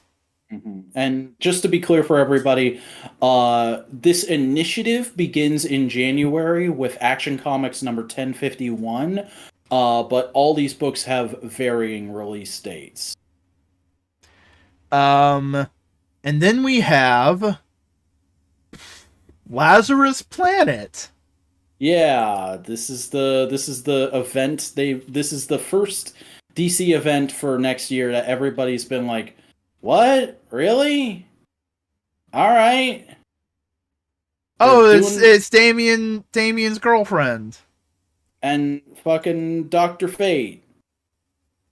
What? Is this who is this guy with the monocle? I don't know I'm trying to get the images to work on my article. I just clicked it and it started doing. Okay. Red Canary. I don't know, Monocle Man. Is he dead? Is he like a redesign for Deadshot? I hope not. Good God. Also, Monkey Prince is here, so hello, Monkey Prince. Yeah. This seems like it'll be the next chapter in the Damien is his own character, but he's still like fucking around with the rest of the DC Universe story they've been doing in Batman versus Robin. Yeah. Hopefully it's good. Also, we got a new Catwoman costume and a new cover. It looks like her old Catwoman costume. Yeah, this is actually Iko Hasagawa. I suck at pronouncing Japanese names the first time around without having heard them before. She is a character who has taken on the Catwoman mantle while Selina is fucking under the weather at the moment. Oh no, Selina got COVID. Sure. Let me try and read the fucking name. I haven't read the Catwoman ongoing in a long time, so I have no idea what's going on in that book. But Aiko. I would say it's Aiko. Aiko Hasagawa. Aiko Hasagawa. Yeah, Hasagawa. Aiko. Yeah. She is reaching for her katana as she prowls the streets of Gotham in Selina Kyle's absence. And something I didn't know needed to be reset. Superman and Son get their secret identities back? Yeah, so the Superman family secret identity thing has been a whole clusterfuck for a while now because Clark's secret identity got outed towards the end of New 52. That was in that period of New 52. That's when the new Batgirl costume debuted and everything. They were trying a whole bunch of stuff to reinvigorate the line and make people actually interested in it. And then they put it back in the bottle right after because everybody got mad at them. And then Bendis took it right back out of the bottle. And it's been that way ever since. Bendis likes to do that with secret identities. Just look at Daredevil. Although, that being said, having been reading most of the Superman books for the better part of a year now, hasn't really affected any of the stories they're telling. Yeah. But apparently in Action Comics 1050, which comes out next month, they are going to be putting it back in the bottle somehow. They haven't said how. Superman makes a deal with the devil. No, Philip Kennedy Johnson specifically said that's not happening. Oh my god, really? Yeah. And he also just outlined, like, hey, we're doing this because I want to tell some more classic, more fun stories with that kind of drama baked into it, which you could construe as he wants to be a little more lazy, but I'm gonna just say, like, hey, it's gonna be fun. We're gonna do classic Superman things. Yeah. And we're gonna get a scene of Lex Luthor talking about how shit Superman is in front of Clark Kent. MNPR teases a whole new type of Power Ranger. Yeah, so this was the big Free Comic Book Day announcement that I talked about. On Free Comic Book Day, Boom is going to be putting out a preview issue for their new Power Rangers book called Ranger Academy. We have absolutely no details on this. We don't know anything about it except that the writer is Maria Ingarde Mora. I don't know if they're related to Dan Moore at all. And two other names are working on it in some fashion. I don't know if they're the artist or the colorist or the editor or what. I don't fucking know what to make of this. I'll give it a shot. Okay, real quick. You say the term Ranger Academy, I just think about that proposed pitch for what would have been Ninja Storm. Yeah, Hexagon. Could it be Hexagon? I would be interested in that. It would be very apropos to put something like that out for the 30th anniversary year. And you just get like a bunch of different Rangers. Mm-hmm. You do Beyond the Grid, but good. Yeah. She's queer? Or they're queer? Oh. Cool. I mean, here's the thing. That doesn't necessarily mean they're a good writer. Yeah. But, you know, they go by they, she. Okay. Yeah. But you know, it's nice to have that representation in Power Rangers. Hey, speaking of queer writers, Grant Morrison's Claws is getting a Kickstarter for a hardcover. Yeah, that's already way more than past its funding goal. They're doing a big hardcover compendium of all the Klaus stories so far. If you want to know, it's $60 to get a physical copy. That is not bad for all that comic and for like a fun thing. I'm a little bit tempted, but like I got other things going on right now that I need money for. Yeah, but this is also a hardcover reprint. Yeah. And for like, honestly, I am part of me would be tempted to get it just for like, all right, kids, this is our Christmas book. Uncle Boingo. You know? Like, yeah, so I mean, I would want it for that same reason. I would love to read Klaus to my nephew someday, but I don't know if this is the time for me to buy it. Oh, no. Yeah. And who knows, you may be able to pick it up on the secondhand market one day in the future. Yeah. Hey, we got more variant covers. More variant covers? Oh my god, it's Spawn's 30th anniversary, everybody. So he's crossing over with a bunch of other Image books that are going on right now. Every single Image book that's going on right now, as a matter of fact. There's like a fuck ton of these. Yeah. Like, there's a lot in, like, they are integrating into the story neat. The do a power bomb one though is definitely my favorite. We haven't gotten there yet. Deadliest Bouquet, Department of Truth. I put it in your server, dude. Yeah, no, I'm saying for the people who are watching. I haven't seen a Radiant Black yet. Do a power bomb. There's Spawn as a luchador. Oh my god, he has a Wanda tattoo. Yeah.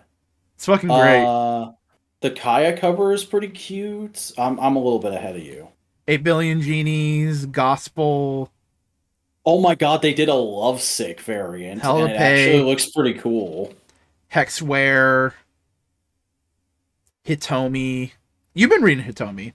Yeah, I think I have an issue of Hitomi to talk about. Oh, he's in an issue, or he's on a variant cover for the first issue of Radiant Pink Buster. Ice Cream Man, which I've heard is a really cool, absurd Twilight Zone-esque book. Yeah. Kaya. Oh, the Vanish cover just looks peak 90s. Little Monster. Like, I like how they, like, integrate it in certain ways, you know? Mm-hmm. Radiant Pink. Spawn Hinge. That Texas Blood. Undiscovered. Like, it is like, hey, name an image. These are all good, but I don't know if I'd go out of my way to get them. Okay, real quick. Unnatural Blue Blood is Spawn feeling up a short stack pig girl. All right, then. Yeah. Vanish looks fun because also, like, fuck yeah. Yeah. Of course Spawn and Vanish would hang out together. From the last to the first. Voyage, yeah, it's a bunch of fun, like, a bunch of fun things. Which is always nice to see. Yeah. Oh, it's always fun to celebrate things like that. All right, enough comic news. Can we talk about toys now, please? Sure. Hey, guess what? Rich Man Toy. It's for rich people. Gore the God Butcher. This is actually a really good Hot Toys, though. I love the way the cloth hangs on him. Yeah, separate eyeballs. We got all the different shit. He looks cool. Yeah. Look at this man. You're gonna want this man. Do you want this man? You should want this man. This is an expensive man that's very pretty and very posable. Very expensive posable man. That's what Hot Toys should be called. That should be their main toy line. Very expensive posable men. Deadpool gets Iron Man style armor and Sideshow statue. Yeah, look at that. Look at this guy. I thought this was a figure. It is a figure. I put it on here. Oh, okay. I thought you said statue there. Yeah, no, I think the fucking article's wrong. Oh, damn article. Yeah, that's what it says. Deadpool gets Iron Man style armor and unique Sideshow statue. Damn it. This is a fucking Hot Toys. Fucking CBR, you idiots. Yeah. And this is a pretty cool looking one. Like, of all the Marvel characters in their own custom Iron Man armor we've seen in the last year, I really like this one. Hey, guess what? What? Fucking Wakanda Forever, Sherry Hot Toys. Oh my god! They did when they first announced this, because they announced this the day the movie dropped. They blurred out the alternate head on the solicits, so that was nice. Yeah. It looks really good. It looks really accurate. It looks exactly the way the suit does in the movie, which is weirdly not as... either she's a lot more slender than I thought she was, or this suit is not very skin tight. Yeah. Also, the helmet's a little big in proportion to the body. But I mean, like, any helmet would look that way if in actual reality. Helmets are often shrunk for fictional looks to look more natural. Yep. All right, we're opening the last news articles. We're so close to being done with the news. We've almost known all the news. We almost got all of the news. Oh my goodness. Oh my god, the news. It's not even midnight yet, and we're gonna be through the news. It's so much news. It's going to go in right in your urethra. Oh! The news.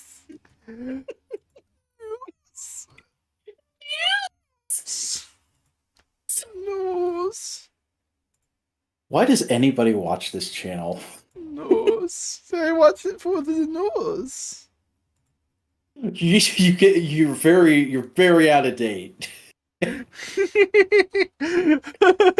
want to meet the one fan though who legitimately comes to us for news. They don't look at their news on Twitter. They don't have like an email subscription. They get it through us because we're a trusted source. Are we a trusted source or are we just a bunch of dickheads? We can be both. We're a bunch of dickheads. All right. Hey, guess what? What? Fucking She-Hulk, Daredevil, Hot Toys. We're getting them. Oh, look at that Scrimblow. Look at this bimbo. Look at that man whore. Look at that man slut. Mm. The ladies had their toy. Now it's our turn to play. Oh. All right, fuck it. Neither of us are buying it. No. 3-0 Infinity Saga Iron Man Mark II. Yeah, I love the MCU Mark II. I don't buy a lot of Free Zero. Actually, I don't think I've ever bought a Free Zero figures. I hear nice things about them, but they're a bit pricey for my taste. It looks neat. Yeah, look at that. Look at that toy. Who that boy? Who he is? He Iron Man. He Iron Boy. Mm-hmm. He looks cool. Yep. Any Don Cheadle figures to celebrate his birthday? I don't know yet. We haven't gotten there yet. I do not believe so, but I could have forgotten something. But hey, we got an amazing Yamaguchi Spider-Man. Yeah, this figure kind of surprised everybody because there's already an amazing Yamaguchi Spider-Man, but this is V2. It's more classically styled, and like if you know Amazing Yamaguchi, you know this line is very specifically these only look good in wild, crazy poses, and that original Spider-Man was back during the era of like accept that or get out. We're not trying to hide joints at all. This is like night and day compared to the old one. It still is very much at home in wild and crazy poses, but it does a lot of work to make the poses look more natural and hide the articulation now. Also, it's based off of CEO Peter. So, you know, if you want a figure of the worst Peter, this will probably be the best figure of that ever happens. Yeah, but you can kind of ignore it. It can be just a regular Peter. Mm-hmm. It looks good. Yeah. Amazing Yamaguchis always look great. You know what? They always look amazing. Hey, guess what? Tamashii Nations happened over the 3 weeks that we didn't cover news, and there were some Marvel and DC figures shown for SH Figuarts. We got Carnage. Look at Woody Harrelson in a bad red wig. He's a serial killer. Mm-hmm. We also got Diamond Select toys of a bunch of shit. Yeah, they had their monthly solicitations drop, I believe, last week. The most interesting thing out of here, though, is the new Marvel Select Iceman, which legitimately looks like it might be the new best Iceman figure. Like, I like the level of translucency. I like the shade of blue they dyed it. I love that it comes with the power dampener belt. And it looks like solid articulation. The only thing that's up in the air is how it scales with Legends. But we got a couple of G.I. Joe statues. We got Monster Girl from Invincible. Mm-hmm. She's getting a figure. That's cool. Jean-Claude Van Damme from Deathmatch? Maybe. I know, it's Jean-Claude Van Damme. It's that man. A statue of Green Goblin, which doesn't look bad. Yeah, it's a nice thing. It's a little detail light, but like it is what it's supposed to be. Yeah. Daredevil, what's up with your lips, Matt? I believe this is called a bust in the terms. This is a Daredevil bust, and it looks very styled after the Kevin Smith Daredevil run. Yeah, and it was just the lips are a very specific shade, and it's just like, Man's Iceman? been out in the cold for a while. Iceman, yeah. Iceman looks cool. We got a Green Ranger bust. Yeah, this got announced at probably the worst time. Yeah. Black Chrysanthemum looks dope, though. Oh, yeah. Oh, fucking Clone Wars animated Mace Windu. Yeah, that's neat. Admiral Akbar. Mm-hmm. Fun story I heard about Admiral Akbar, because the director of Empire Strikes Back was different than George Lucas. He was very insistent that Admiral Akbar was in the good guys, and George Lucas is why he's ugly, and it's like, yeah, because he's ugly. We need to show kids that ugly people can be good. Hmm. So yeah, Also, like, I think there's almost no aliens ever shown in the Empire in the original trilogy, and they extrapolated on that in the EU to be the Empire is insanely racist. It's a yeah. fun fact. We also got some Marvel Legends, picks, details, and a variety of other things. Yeah, the Avengers wave for next year. We've seen this like slowly get announced at various shows, Hasbro PulseCon, SDCC, all those good places. I think maybe one of these was announced at D23 too. But now we've gotten like clarification on like, okay, this is this box set, this is this wave. So the Avengers wave for next year is going to be Yelena, Bolonov, Black Widow, Molecule Man, Extremis Iron Man, if I can pull up the package so I can remember this dude's name, Orb, Baron Strucker, Wonder Man, Ultimate Captain America, and the Build-A-Figure is Puff Adder, so we're one step closer to completing the Serpent Society. Here's the thing, though. You might want the Yelena just for the guns for G.I. Joe. Yeah, they're solid looking. I don't know. Something about the mask just doesn't quite work for me. I wish there was a head that didn't have her wearing those goggles. God damn, I love Pirate Boot era Marvel Comics. Uh-huh. But yeah, we got the guy, we got Wonder Man. I'm probably gonna end up getting that at least 3 figures, not 4 figures from this wave, because that's my favorite Iron Man armor of all time. I need Baron Strucker for my Hydra dudes. I love that Wonder Man design, and I kind of want to get Ultimate Captain America just to take his shield and give it to my classic Captain America. Here's the thing, I'm kind of digging that Black Widow. I like the goggles. Ooh. You know? Yeah, they're cool. They just wouldn't be my preferred look. And you can't go wrong with a chick with black lipstick. Let's be honest here. That is your fetish, not mine. Let's just make that clear. Yuck, Ultimate Cap. Hey, Ultimate Cap got fucking pants recently. So, like last couple of years. But also we got another wave featuring these Chuckle Fucks. This isn't a wave. This is the Amazon and Hasbro Pulse exclusive 60th anniversary X-Men 5-pack, which is just all the scrimbos that have been getting slowly revealed over the last few months. Yeah. You got Pretty Boy, you got Strife, you got Random, you got that guy, you got that lady. Yeah. All your favorites. Random, Zero, X-Men. Vertigo, Pretty Boy, Strife. Yeah. I'm going to be honest, I only want Pretty Boy out of this pack, and it's just because Pretty Boy looks like a cool action figure. Don't want Strife?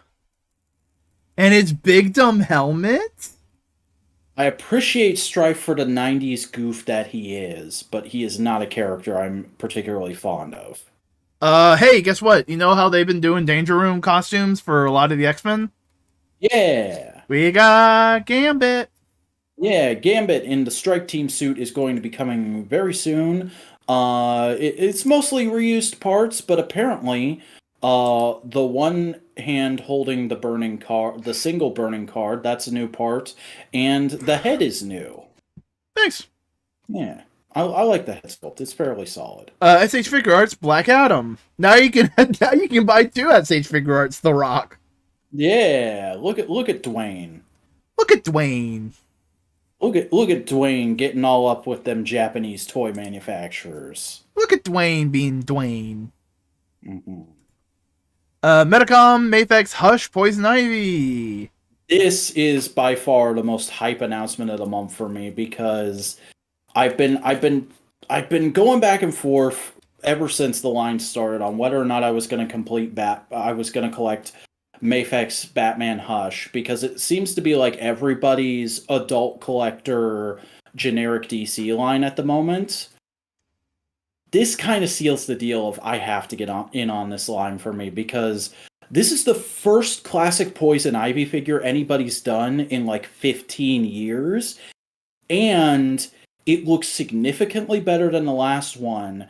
It builds on the Superman they released, because remember that Superman came with the Poison Ivy mind control parts from that story, and this is the first toy company in history to complete the Gotham City Sirens all in the same style.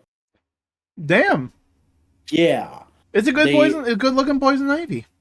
Their Catwoman came out earlier this year. Their Harley just came out, and they announced this Poison Ivy, and they all look great, and they all look like they're going to go well together. So it's a big investment. It's a lot of backtracking, but I am seriously considering getting in on the Mafex Batman Hutch line right now. Nice. McFarlane Toys accessory pack guns. I wonder what these are all for. I wonder, man, what possible use could that little cap gun pistol be for? What famous DC character often wields that? I don't understand who. I think her name is something like Shartley Bin or something like that. I thought you were talking about something different. Hey, yo, that could look really well for an Elmer Fudd. That's true. And I mean, I've seen pictures of the first weapons pack. These are meant for Todd's toy lines, and one line variant specifically. But like, these also work with your 6-inch figures pretty well. You can give these to your GI Joes if you want to. Yeah, if you just want to have guns around in general. But this is for like all the DC toys that aren't allowed to have guns. Mm-hmm. This is a McFarlane Toy Store exclusive pack of a bunch of guns that go with a bunch of DC figures that have come out in the last 6 months. Hey, guess what? McFarlane's also making Shazam. Yeah, look at Shazam Fury of the Gids. Look at Shazam for the Gids. I hope that cape isn't a static piece, but it sure looks like it is. We also are getting Arkham City Riddler. Yay! A lot of people's favorite Riddler because of the Riddler trophies. Everybody loves to talk about Riddler trophies when it comes to that game. Yeah. Good Riddler cane. Mm-hmm. Sometimes it's the little things. Yeah. Oh no, don't oh no the oh no. No, Busto. Hey, guess what? We're getting a Nightfall era Catwoman. Yeah, the Jim Ballant costume, which kind of started a trend in the McFarlane announcements for the latter half of this month of, I think Todd is finally wising up to DC fans want more classic stuff. Like, there's still a couple of weird modern or side things in here, but there's a lot of classic costumes in these announcements we're going to talk about, and this is the first of them. It's not my favorite Catwoman look. I personally prefer like the Hush Catwoman leather bodysuit with the goggles, but it's not the worst Catwoman look, and I know there's people out there who like it. We are also getting Armored Batman from Kingdom Come. Hey, Kingdom Come's a huge popular story. This is a huge popular Batsuit. This is fucking... Todd likes making Batman figures. It's a smart move. It's a good Batman suit. Yeah. We got Superboy, 90s style. No, this is apparently based off of that new book that's about to come out next year. Hey, Vac, from the back. What's that costume based off of? It is based off of that, but like the key difference is like the fade he's got. He didn't have that in the 90s, and he wore sunglasses a lot in the 90s. But that being said, I can see Todd releasing a variant of this that is just a different head sculpt and calling it the 90s version. Because Todd loves to do shit like that. Signal, Duke Thomas. Hey, we saw this figure teased at, or was it just straight up announced, at New York Comic Con, and it looked neat there. Looks neat here. I don't have any particular fondness to Duke. He's cool in Wayne Family Adventures, but like he's not done anything in the main comic universe that's excited me. Looks like a great figure of his suit, though. Yeah. Mr. Freeze, 7-inch figure. Look at that boy. Look at that boy. Look at that boy coming with his freeze gun. Good for him. It's the only gun DC will let happen. Also, like this might be the best Mr. Freeze figure we've ever gotten as far as comic book style ones go, because a lot of comic style ones tend to go like ultra classic and it looks a little goofy. This looks like a good mix between classic and modern. Looks good. Jay Garrick Flash. Hell yeah! Looks Another amazing. Ultra classic look. Like, it's obviously totted up a little bit. There's some texture to the shirt and the jeans that wouldn't be there if it was a straight classic figure, but it still looks really good. Like, this had me doing some Wojak points. It's Todd getting back on the Todd side. Todd is doing a little bit to win me over. Gladiator he's Batman. Also doing his bullshit. Because Todd's gonna make every goddamn design from Dark Knight's Metal, isn't he? Yeah, well. No, Vac, don't. I'm trying. We also if he makes a comic Supergirl, I'm fucked. We're also getting a Super 7 Conan. Yeah, Super 7 has been doing Conan Ultimates for a little bit now, but they just announced their first one in a while, which is going to be King Conan, and the throne is going to be a separate release. It looks cool. Also, there's a spear that comes with the throne. It looks cool. Yeah. And guess what? We did it. That's all the news. They can't hear you. Fuck. You gotta realize that shit's sensitive. It cuts out. It cuts out sometimes. Let me turn my gain up, see if this helps. No.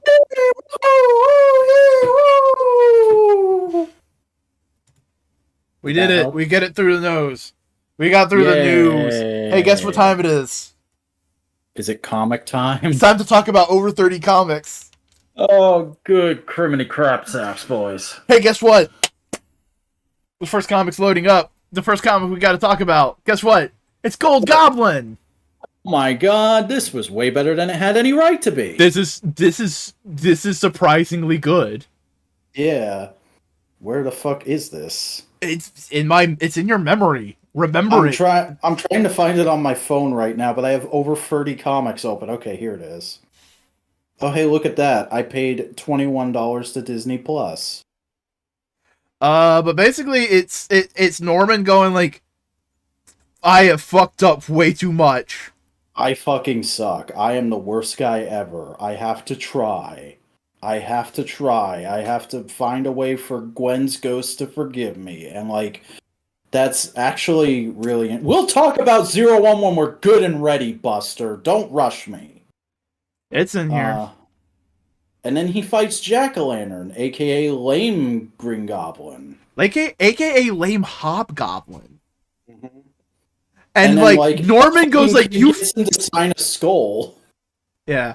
Like, it's nice to see him, like, going like, I don't deserve to be a hero, but if I'm going to try and be a hero, I need to redeem myself.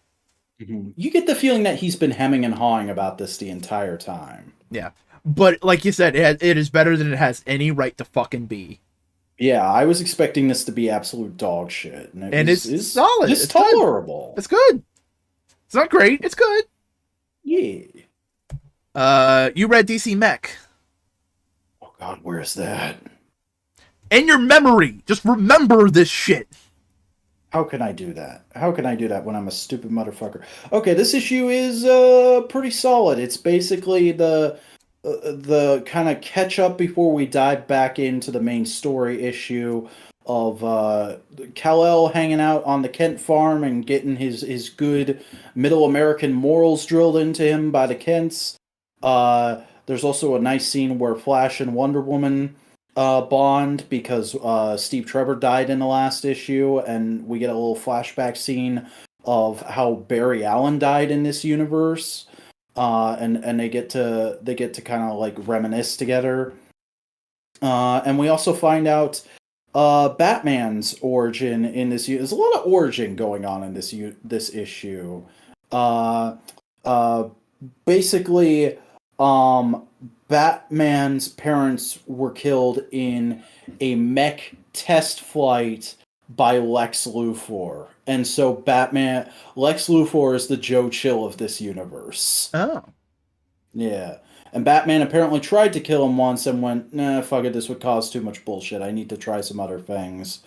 And they're like coming up with the big final attack plan, and the Green Lanterns are wanting to do a suicide run to save everybody, and they're like, no, don't be fucking idiots. And they're like, yeah, we're gonna totally be fucking idiots. And also Lex has made a Bizarro mech. Cool. Yeah. So it's fun. It's fine. Like this is a cool little side book. I wouldn't say like rush out and read it unless you're like a huge mech or DC fan. But it is worth trying if you're interested. You also read The Human Target. I sure did. Let me talk about that as soon as I find it, because I need visual aids to fucking aid my memory. Yeah, this issue is fucking great because it's just an entire issue of Christopher Chance and Ice driving through the desert because he's paranoid that Batman is following him. Because remember, he killed Guy Gardner and put out a fake cover story because Guy Gardner was trying to kill him, and they haven't decided what they're going to do about that yet. But Chance just wakes up one day and goes, oh fuck, it's been long enough. He'll have figured it out by now. I've got to run. And like, there's literally a point where they're just out in the middle of the desert walking, and Ice is like, are you going to tell me what the fuck is going on? And he's like, well, by now somebody would have caught on. She's like, but you hit it. You're really good at that kind of stuff. Nobody's better than you. You're the human target. And he just goes, Batman's better than me. And she's like, oh fuck. So they make a little cute little ice house in the middle of the desert, and they set up camp for the night. And Chance finally explains to her that he has been poisoned and he doesn't have long to live. And she's just kind of like, okay, well, let's make the best of the time we have. And you see through the narration that while she's mostly calmed him, she thinks she's calmed him down. He's still pretty sure Batman is following them. So that's kind of like a sword of Damocles that's hanging over them right now, which is very fun for Tom King to write that kind of thing. Nice. Yeah. All right, next book. I finished Above Snakes. It was a 5-issue series, and I read 4 and 5. Sick. Dirt, who's been the main character, runs across what would have been his hometown. And the gang has basically ruined it. He fights off the gang, he kills them, and then the leader of the gang conks him over the head and goes like, alright, you son of a bitch. And they have a big dialogue of like what is right and what is wrong and all that kind of stuff. As he's burying Dirt in a coffin, Dirt pokes the guy's fucking eye out. He pops out and goes like, alright, fuck you, beats his ass, drags him over to the bar where all the people who were searching for revenge hang out. He's up on a cliff overhead, and they just go like, oh my god, Dirt got him. Holy shit. And Dirt goes like, alright, watch this. Bang! Kills him. Oh dear. He falls over. All the fucking revenge vultures that have been helping people because of this one man form a tornado to fucking eat this guy. Wow. And so, like, he's just being devastated. And Dirt starts walking away from the town going like, alright, cool. I got my revenge. Now I feel empty and I have nothing to live for. Like the classic Western stuff. And Spec, the vulture that's been helping him out, flies on by and goes like, hey, there's more people that are assholes in the West. We can go kill them and get justice for everybody. And Dirt looks at him and goes like, for a second, it's like, nah. Throws his gun in the water and goes like, whatever it is, revenge is not my future. Good for him. Good, solid little Western. Yeah. We both read Batman Superman World's Finest #9. This was good. It was. It was basically Batman and Superman both training Boy Thunder in the ways of superheroics. In their own unique ways. There was one good scene where Boy Thunder accidentally like hurts a person really bad, and Superman goes like, "Yo, dude, what the fuck? You don't do that." No, bad. And then Dick under his breath goes like, "Hey, don't do this in front of his friends." And Superman goes like, "Yeah, you're right." Which is just like, that's good. That's good Dick. That is a good Dick. Also, have you ever heard of Angleman before? Is that a guy? I think I've heard of him before, but he seems like someone from the past. Okay, yeah, he seems like a real obscure fucker. Yeah, no, I like that. I love how like Superman like goes up to Batman and is like, how do you train a sidekick? And Batman's like, fucking Supergirl, and he's like, I kind of shoved her in an orphanage. I don't know how to do this. I love that moment. The Joker plot is actually really cool and creative. Like I've never seen Gotham City flooded before, and that was actually kind of a cool set piece. So I'm interested to see where this book is going from here. Oh yeah. Also, the reveal of why Boy Thunder feels guilty. That he wrecked the ship and it took his parents a lot more longer to finish it.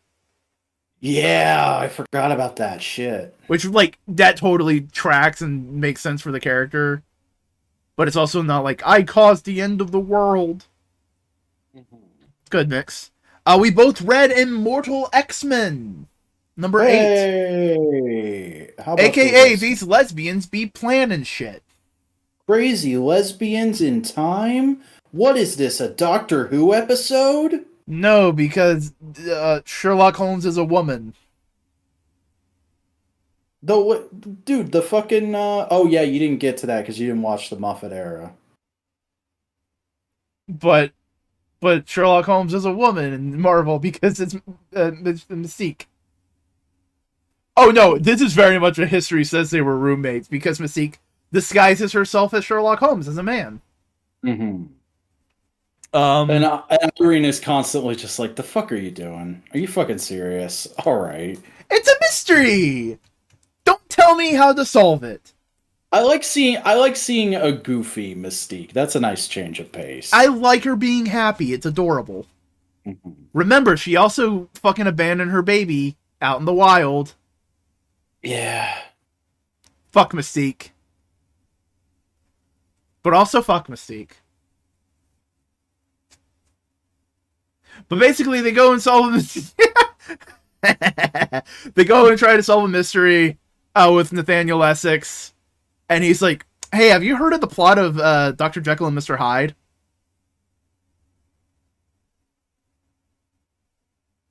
Are you asking me? No, I'm saying what Nathaniel says. Is like, hey, have you heard of Dr. Jekyll and Mr. Hyde? Yeah, that's just it. They just turned him into Dr. Jekyll and Mr. Hyde. See, I was getting Dracula vibes from it. It's a transformation. That's true. Also, I love how he calls mutants Essex men. Yeah. That's so great and narcissistic. This is Gillian writing, right? Yes. Yeah, you know Gillian was just chuckling to himself the whole time doing that. Yeah. And it just sets up Sins of Sinister some more. But it's a good little backstory and history with Destiny and Mystique and Mr. Sinister. Yeah. It's good. I read Blade, Vampire Nation. Oh god.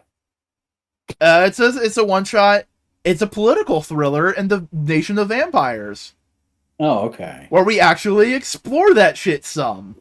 So it's not him running a police force where vampires are now fully integrated into our society. It's not Alien Nation, but for vampires. No, okay, what it is that a bunch of vampires basically went like, we're gonna make our own country in Chernobyl. Because we can live there, but humans can't. Yeah, you told me about this. Yeah. So basically, one of the higher members of the government gets assassinated by some mercenaries, and it was supposed to be Dracula. So Dracula goes like, "Hey, Blade, buddy, I'm not your buddy. Hey, Blade, best friend, I'm not your friend. Sure you are." Literally, Dracula does that shit. I want please tell me the entire issue was just Blade and Dracula having a game of I'm not your pal, guy. I'm not your guy, friend. I'm not your friend, buddy. There's a good chunk of it where basically Dracula goes like, "Hey, can you investigate this for me?" And Blade goes like, "Yeah, I'm the sheriff of this goddamn country. I guess I have to." So he goes to the one city that actually has humans in it. In the Vampire Nation. And they are all immigrants who are basically like daytime, like, you know how a lot, there's like nighttime jobs, night shift? Yeah. Like janitors and retail workers and stuff like that. That's what they do. They just do it during the day for the vampires. That's cool. But also they also like donate, like they give their blood for food.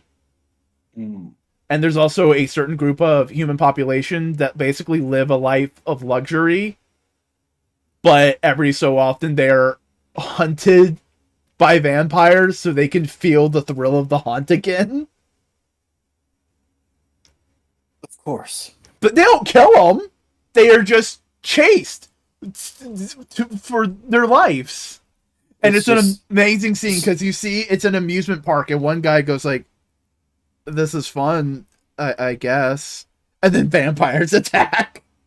But he finds out that basically it's an old vampire who goes like, "We shouldn't be a fucking nation. We should be all on our own. And this is bullshit. Fuck Dracula. We need to get back to the 13 colonies, man." You know, like, it's a bunch of bullshit. And Blade just goes like, "Yeah, well, you're fucking under arrest. You're with me. Come with me." And she goes under arrest, all that kind of stuff. And Dracula goes like, "Hey, yo, Blade, fucking nice job. Great, I love you. Fuck off. Ha! Best buds. Best buds." So Blade, here's the thing. There's actually a secret cabal of other vampires that are helping me run the nation. I'm introducing you to them so we can all work together and make this a thing work. Blade's just like, "Motherfucker, I am not joining the Illuminati." It's a vampire Illuminati. I genuinely love Dracula in this because he's just a dickhead who goes like, "Hey, you're my friend." "No, I'm not." "Yes, you are." So he's just you with Cody. A little bit. But he's also Dracula. He still kills people. Do they do anything to set up that he has a daughter now? No. Weird. I read Doctor Strange by Trad Moore, Fall Sunrise. How is Goop Man's Goopy artwork? It is gorgeous. Cool. It's basically Doctor Strange in a magical world, and he's like, "Alright, what the fuck's happening? I'm Doctor Strange, I have magic. Alright, I guess I'm going to walk that way." And just runs into a variety of mystical stuff. Cool. My working theory is this is Doctor Strange right after he died, in the afterlife, and he's going to end this book meeting death, and goes back to the Strange book. Oh, so this isn't a one-shot. No, it's an ongoing. Okay. But that's only my working theory. Don't quote me on that. It looks like a fucking blacklight poster. It probably is. But I love it. It also has like the classic Marvel group, comics group thing on the top. It's fantastic. This is definitely going to be a Tiffany book that she talks about on the couch on Comic Pop. Oh, yeah. You read Detective Comics. I sure did, and I can sure find it fast. Can you? Why are you timing me? Don't do that. That's embarrassing. Yeah, so basically, Bruce wakes up in Gordon's detective agency, and Gordon's like, "Yo, shit's fucked. What exactly is going on?" And then Bruce just tells him about the last couple issues.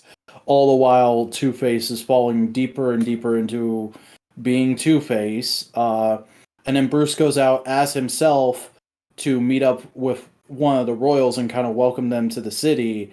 And it's very much a like, haha, we're friends to the public, but you're a fucking asshole kind of scenes. And then one of the royal assassin dudes is doing something to fuck with Mr. Freeze. Somebody fucks with Two-Face. There's all kinds of scrimblow shit going on.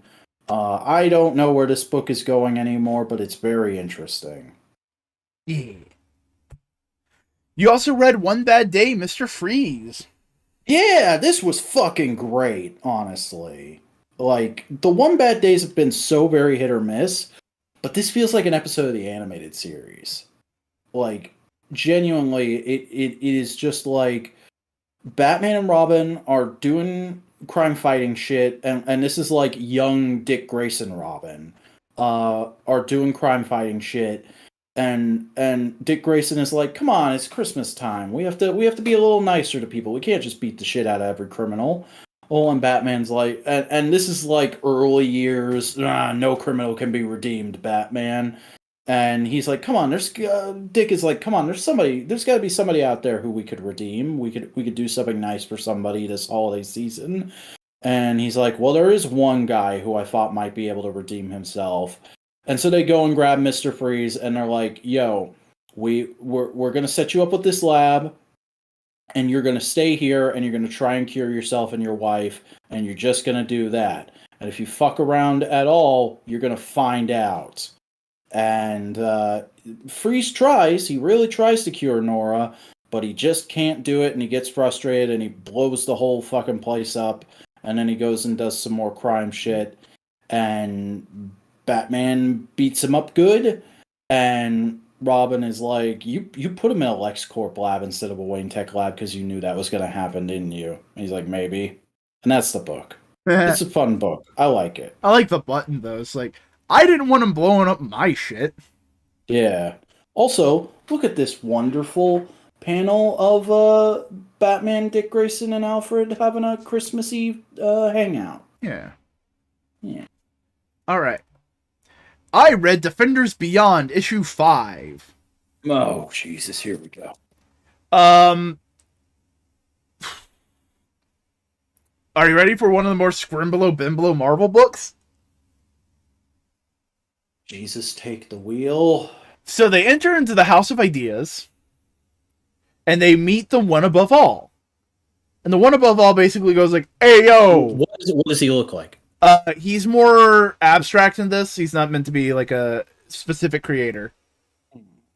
But I do like that Ewing is continuing the thing he did in Immortal Hulk, where the One Above All does not speak in captions or speech bubbles. He talks in like, you know how there would be a font for like a sound effect? Uh-huh. He speaks in that. Interesting. So it's just like, it encompasses everything, you know? So he goes like, hey, guess what? I'm your god. I'm the One Above All. And Blue Marvel goes, bet, I don't believe in you. I don't think you're telling the truth. I don't think you're the ultimate being of creation. And the One Above All goes like, fucking dick, and starts attacking them. What the fuck? And they have a fight until like one of them goes, I can't remember, I think it may have been like America Chavez, who goes like, wait a second, if he's an all-powerful god, he would just kill us. So this is part of a story. We gotta figure out what we gotta do. And all this kind of stuff. And it basically just kind of leads into like, why did you come here? And Loki goes like, I kind of caused all this because there's already a Loki in the 8th Cosmos, which is what they're currently, what is the Marvel Universe currently in because of Secret Wars, all that kind of stuff.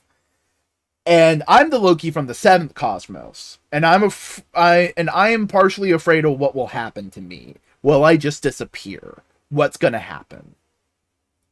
And throughout this little bit, they realize, oh, I'm already that Loki, I just forgot. And now I will be remembering this adventure because it just happened in real time, and I'll remember. Sounds like the real Loki was the Loki we Loki'd along the Loki. Yeah. The only other big major thing is the Beyonder goes like, fuck this shit. I don't want to go back to the second cosmos to keep an eye on things. I like Earth. I like to do things. I'm gonna be the Beyonder. I need to know how to poop, damn it. I like pooping. And so basically, the one above all goes like, all right, cool. I'll send you all back in to do all the shit you need to do. What do you want? And he sends all the people back to the fucking books that they're in. And all except Taya, Galactus' mom, because one above all basically goes like, yeah, I kind of can't send you back to your home, like, cosmos, because you know what happens to your son. And you would try to stop that. And that can't happen. He has to become Galactus. So you're kind of stuck here. And she's like, alright, that's fine. Because I would rather know who my son is and, like, try to, like, redeem that than forget. So she's now in the regular continuity in the Marvel Universe, hanging out with Blue Marvel and Photon. How long until you think she shows up in FF? Oh. Ooh, I don't know. Come on, Ryan North. You know you want to tell a Galactus story. But basically, Loki wakes up in their chair and goes like, oh, fuck, Jesus. Shit, that fucking happened.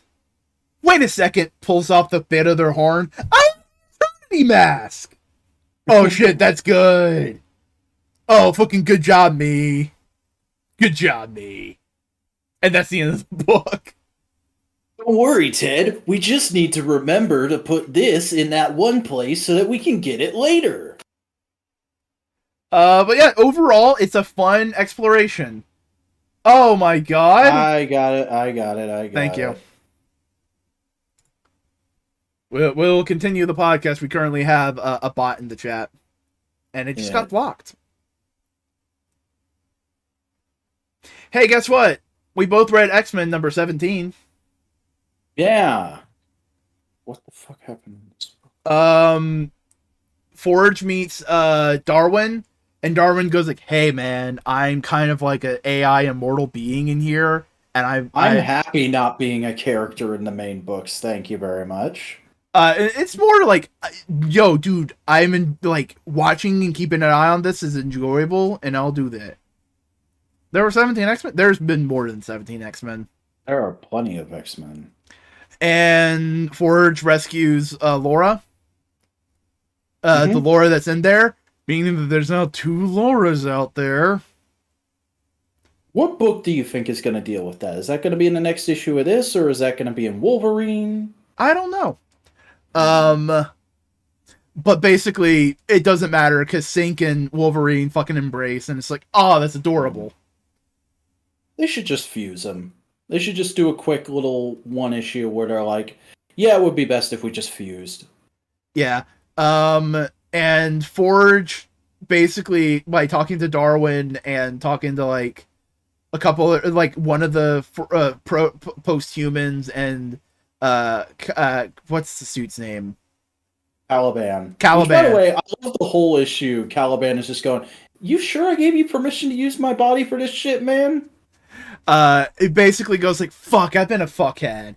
And so he's back on the island, and he goes like, hey, Caliban, let me buy you a drink. And he says like, Caliban, what do the X-Men do? Oh, the X-Men save people.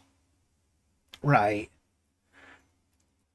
Caliban, you know how it's better to ask for forgiveness than beg for permission? And just leave the book at that, where he's like, alright, I kind of fucked up. I did some fuckboy shit. I apologize. Yeah, but I also imagine Caliban would be like, I hate that you did that, but at least you saved Laura, so good. Also, this cover has absolutely nothing to do with the issue. Yeah, no. I don't even remember if Ileana shows up. Ileana's in like 2 panels. Yeah. You read Nightwing. Oh god, fucking Nightwing happened in the last 2 weeks. I forgot about that. Everybody got really mad about this issue. Because this issue introduces Nightmite. I've seen some panels from it, and I think it's adorable. Mm-hmm. Because if you remember at the end of the last issue, Rick Grayson showed up and it was a big what the fuck. It was Nightmite in disguise, and he just spends this whole issue fucking with Dick and Barbara and being like, look at all this crazy shit I can do. Why are you and Dick's just like, why are you actually here? What is going on? There's a little girl who's a big Nightwing fan, and I thought you should go save her. So can we do that? Yeah, cool. Let's go do that. Also, she has latent psychic powers, so they sent her to Titan's Academy to hang out with Raven. But no, I enjoyed this issue. It was a lot of fun. I know a lot of people on social media got upset about it because, oh my god, this is just, what if Twitter was a comic book? Guys, fucking comic fans are on social media now. Comics are going to be more like what you see joked about on social media in order to appeal to that audience and make money. Yeah. I like pet peeve of the laziest fucking critique anyone can give these days is like, oh, this scene was written by Reddit or this comic was written by Twitter. Like, fucking get good.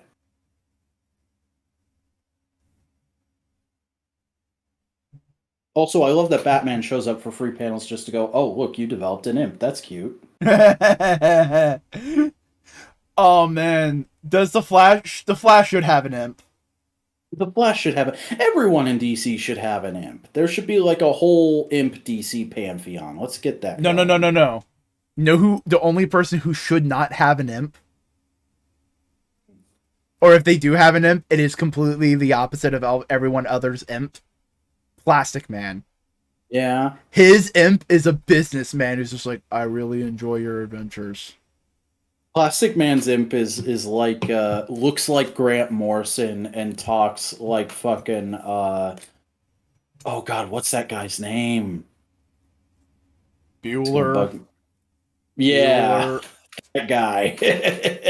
Hey, guess what? We both read the Daredevil. Yeah. It ain't Daredevil grand. So everybody has superpowers now. Yeah. Because they're all because Matt and Elektra got married. Yeah, we were here joking about like, oh, Foggy's gonna be dead. Wait, no, Foggy can kick ass now. Where's my Marvel Legends Foggy Nelson, damn it? And then they go like, all right, cool, we have a mission. We're gonna go break out a bunch of prisoners who would be willing to become heroes and recruit them to our army. Mm-hmm. And then like literally just fucking amazing fight with US Agent. Oh man. I love that he takes his shield too. He's like, nah, this is mine now.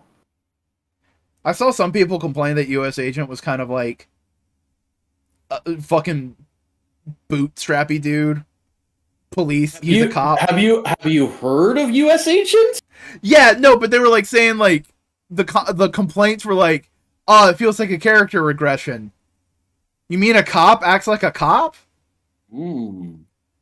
Also, can we just fucking hats off to Chichetto for this cover? This fucking amazing cover that looks like Matt is living the dream. Oh yeah. Shame that it's heavily implied that one of them will die at the end of this. Please God, no. I just want Matt and Elektra to be married forever. Let's get some DC up in this Marvel. Back hair. More like lack of back hair. Stillwater, issue 4. This is just explaining what happened to the main character. Because the town became immortal when he was a baby. And so everyone was freaking out, and the judge was like, all right, cool, we're shutting everything down. And so it was like a year and a half later, and his brain continued to develop, but he was still in the body of like an 8-month-year-old baby. And the mom was going like, this is gonna get fucked. this is going to be absolutely dog shit. We got to get him out of here. And so they stage this whole thing to basically get him out of the town and get him adopted out of town, and basically arrange it for when he became old enough that he would be brought back into the town for whatever reason. So basically it's explaining, all right, this is how everything would work out. All right. Yeah. Also, I love the covers to Stillwater. They are some of the best goddamn covers. Yeah, that's neat. I like it. We both read Captain America: The Winter Soldier Special. Basically, me, how we doing, folks? How we doing? To me, this completely justifies Winter Soldier's turn in the Captain America book. Okay, good. Did you? I thought you read it. I did read it. I'm just like trying to parse the bullshit all over again in my mind, because a lot of this is like flashbacky stuff with weird characters who are new to this book, and I still don't really have a firm grasp of them. Well, they're the people who are playing the game. Shit they've been involved with. Well, it's the people who are playing the game. We saw them. They're the ones that Steve is fighting. And basically, it's shown that Revolution has always been trying to stop the game. That's always been his goal. And then now it's just Bucky is the one doing it. And like he just like immediately pulls guns out on everyone. It's like, come on, that guy tried it like a million times. You really think we wouldn't be prepared for that? Come on.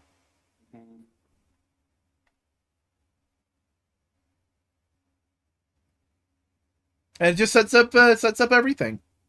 Yeah, I'm like Peggy's doing some shit. Peggy's doing shit for Bucky. Shit's getting done. Bucky is genuinely trying to take it down from the inside. She-Hulk, issue 8. Oh, what is this book? Okay, do you remember the big dude and the lady with the gloves that could control him? And the big dude like nursery rhymes? Vaguely. Well, last issue they kidnapped She-Hulk. Oh dear. So they could use her blood to fix whatever happened to them. Because this issue gives their secret origin. Hooray. There were two scientists who were like, yo, isn't it kind of fucked up that superpowers happen on accident? What if we like purposefully designed it? Wouldn't it be better? What if we did a Captain America? What if we did a Captain America, but we use She-Hulk? So they get She-Hulk's blood, and they do all the things, and they go like, all right, cool, time to become Hulks. Injects, and they become Hulks for like 5 seconds. Then the guy gets bigger and dumber, and the lady shrinks her body, and her head gets 2 times as big. Oh dear. And like, the guy slowly gets more and more dumb, and is less and less aware. And she's like, oh my god, I fucked my husband up. Oh my god. I need to fix this. Oh my god. Fuck. Well, that's unfortunate. And so they want to get She-Hulk's DNA to fix themselves. Okay. So like they are villains, but they're highly sympathetic. Good shit. Okay. Also, She-Hulk doesn't appear in this book whatsoever. Oh my god. It is just about these two characters. See, there was a point where I was wanting to ask, what's Jack of Hearts doing during all this? Absolutely nothing. It is just focused on them. And, okay. And honestly, it's about them and their love story and their tragedy. Which, it's about family, and that's what makes it so powerful. We both read Thunderbolts, issue 4. This is a weird turn for the penultimate issue. It makes sense. Yeah, it makes sense when you get to the end of the issue, but like to do a fucking weird, we're all stuck in a reality where everything's perfect issue as the penultimate issue of a miniseries was like, what the fuck? Okay. But I like the classic costumes coming back. Yeah. I also like how Guts and Glory, a brand new character, his classic costume is basically Cable. Yeah. That's great. Yeah, no, they're all in the dream world, and it's basically Clint's dream world of going like, I'm a good leader. And Did the purple woman used to actually dress like that? I don't know. Okay, I was gonna say I love her fit. It's very like wacky 80s retro. But yeah, it's a good issue. It's pretty good. I read Iron Man 25. Tell me about the end of the Christopher Cantwell run. So basically, New York is gonna want to run an Iron Man day because remember he faked his death to do the whole weapon seal thing, and he just came back to life. And so New York is going like, "Oh hey, Iron Man's back! Let's celebrate it." And Iron Man's going like, "Oh fuck, I lied, and now they want to celebrate me. Fuck me. This is kind of shit. I feel like crap." Just be happy, Tony. No, it's more of like I'm happy that they like me, but also I feel like a little bit of a shithead for lying to them. And basically he's going over what happened throughout the book because this is the last Cantwell book. And he's about to go do the thing, but then someone nearby basically gets sick, or like has a heart attack, and he goes like, fuck, fuck, fuck. And he takes him to a local hospital, and he stays with them the entire night. And he passes away, and like everyone's like, Iron Man is doing what Iron Man does and is being a hero. Don't be too mad at him. And everyone's like, yeah, that's Iron Man. He will be a flaky fucking asshole and avoid the things that makes him uncomfortable, but he will still be a hero. And Tony Stark is like getting back to his apartment, and he runs into Hellcat, and she goes like, "Hey, it's time to celebrate Iron Man Day." He's like, "What the fuck are you talking about? I've been with the fucking dude all night." And she opens the apartment door, and inside is a bunch of Iron Man's friends. There's Frogman, there's Captain America, there's War Machine. I like that you said Frogman before anybody else. But basically, it's just like Iron Man is with friends. Iron Man is a good man.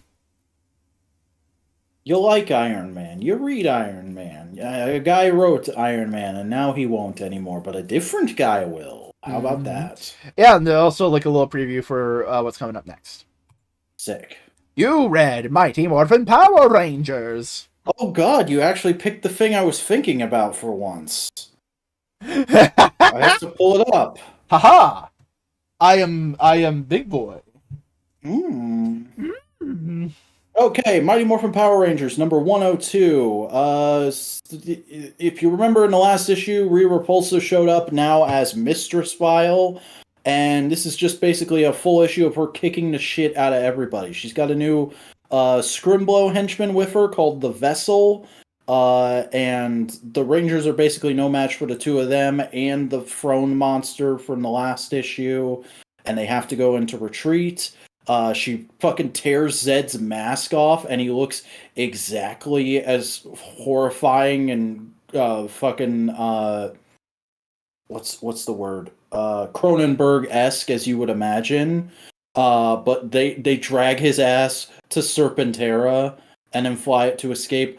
Well, Matt holds Rita off, and they just barely manage to escape, and I'm pretty sure Matt's dead.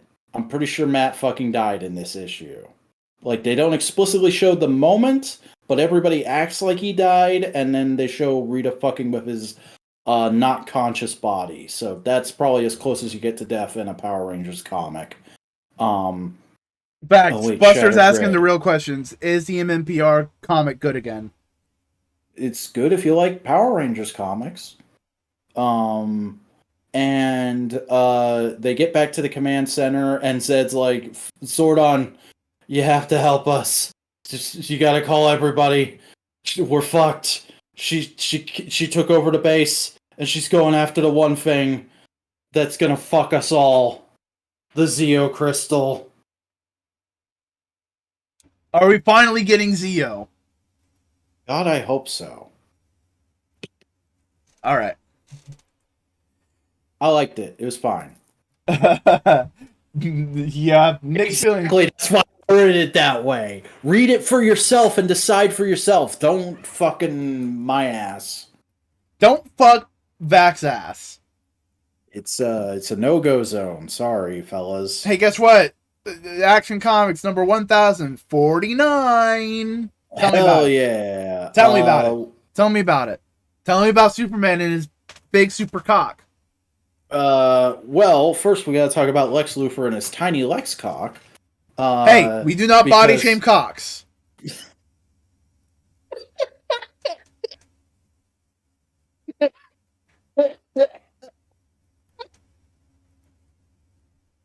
way too late for this shit. Lex basically goes, "Hey, Metallo, I kidnapped your sister, and if you want to ever see her alive again, you're gonna go fuck with Superman for me." Superman fucks up the New Gods and says, "Leave my family alone. Leave my family alone." Oh my god, he's Vin Diesel. Yeah, let's get that casting. Not. And the twins learn how to save people from Bibbo because the zoo they're at is getting fucked up because of the fight. And Orion basically goes, "Look, that kid is a ticking time bomb. We're gonna leave him with you, but just know whatever happens is on you. We're not taking responsibility for this shit anymore." And Superman's just like, "Yeah, fucking leave."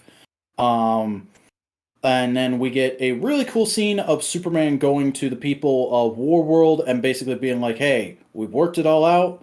We know how to get all of you back home, and we programmed it into Warworld, so you're all gonna get to go home now. That's great. But if in case, because I know how this culture makes people act, if you feel like you don't want to leave me, just know you will always be a member of my family. You are always allowed to wear the crest. You fought bravely, and your names will be remembered forever," which was really nice. And then we find out that not only has Lex enlisted the help of Metallo, he's got Manchester Black too. Ooh, wait a second, Manchester Black's on Superman's side. Manchester Black is on whoever's paying side. No, he learned a lesson in Grant Morrison's book. Push it away. Push it away. This is comics. Push it away. No. Because I actually enjoyed their friendship in that. And you're fucking... Weren't you getting, like, uppity about US Agent earlier? What are you talking about? I never said that they were wrong in their opinions. I just said that that's what they were saying. But it makes sense for him to be a cop. Okay. Well, don't worry, because it's not like an actual Manchester's going to be a henchman thing, because Lex immediately betrays him and goes like, "Hey, I need your DNA for shit." So that's what's going on. Also, the backup of Supergirl and Foul Law beating up dudes from Warworld concludes, and the Warworld guys are going to be taken to a space prison. And then some other guys who I don't exactly remember show up to free them, and that's how that story ends. Yay! All right, next book. Yeah, We both read Amazing Spider-Man number 14, Spinning the Dark Web. This book was kind of bullshit. Lame. It's Ben Reilly just going like, "Peter Parker took my memories," because he doesn't remember what actually happened. That's this whole fucking comic. I'm it's a just clone. like contrived, whiny bullshit. This is primo 90s Spider-Man in the modern era. He goes to fucking Goblin Queen. Because I feel like I have a duty to fucking read Spider-Man. Buster.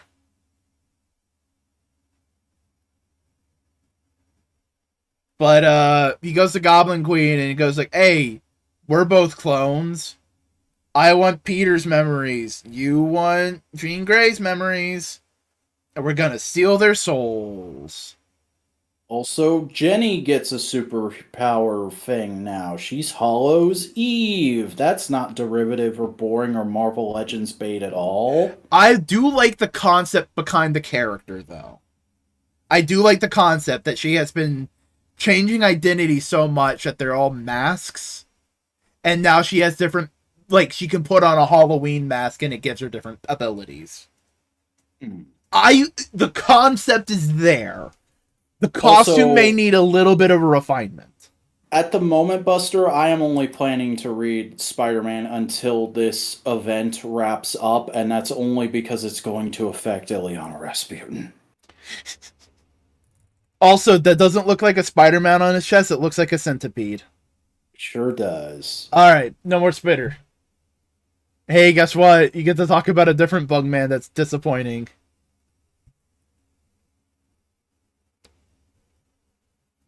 In the immortal words of Lewis Lovehog, this comic sucks!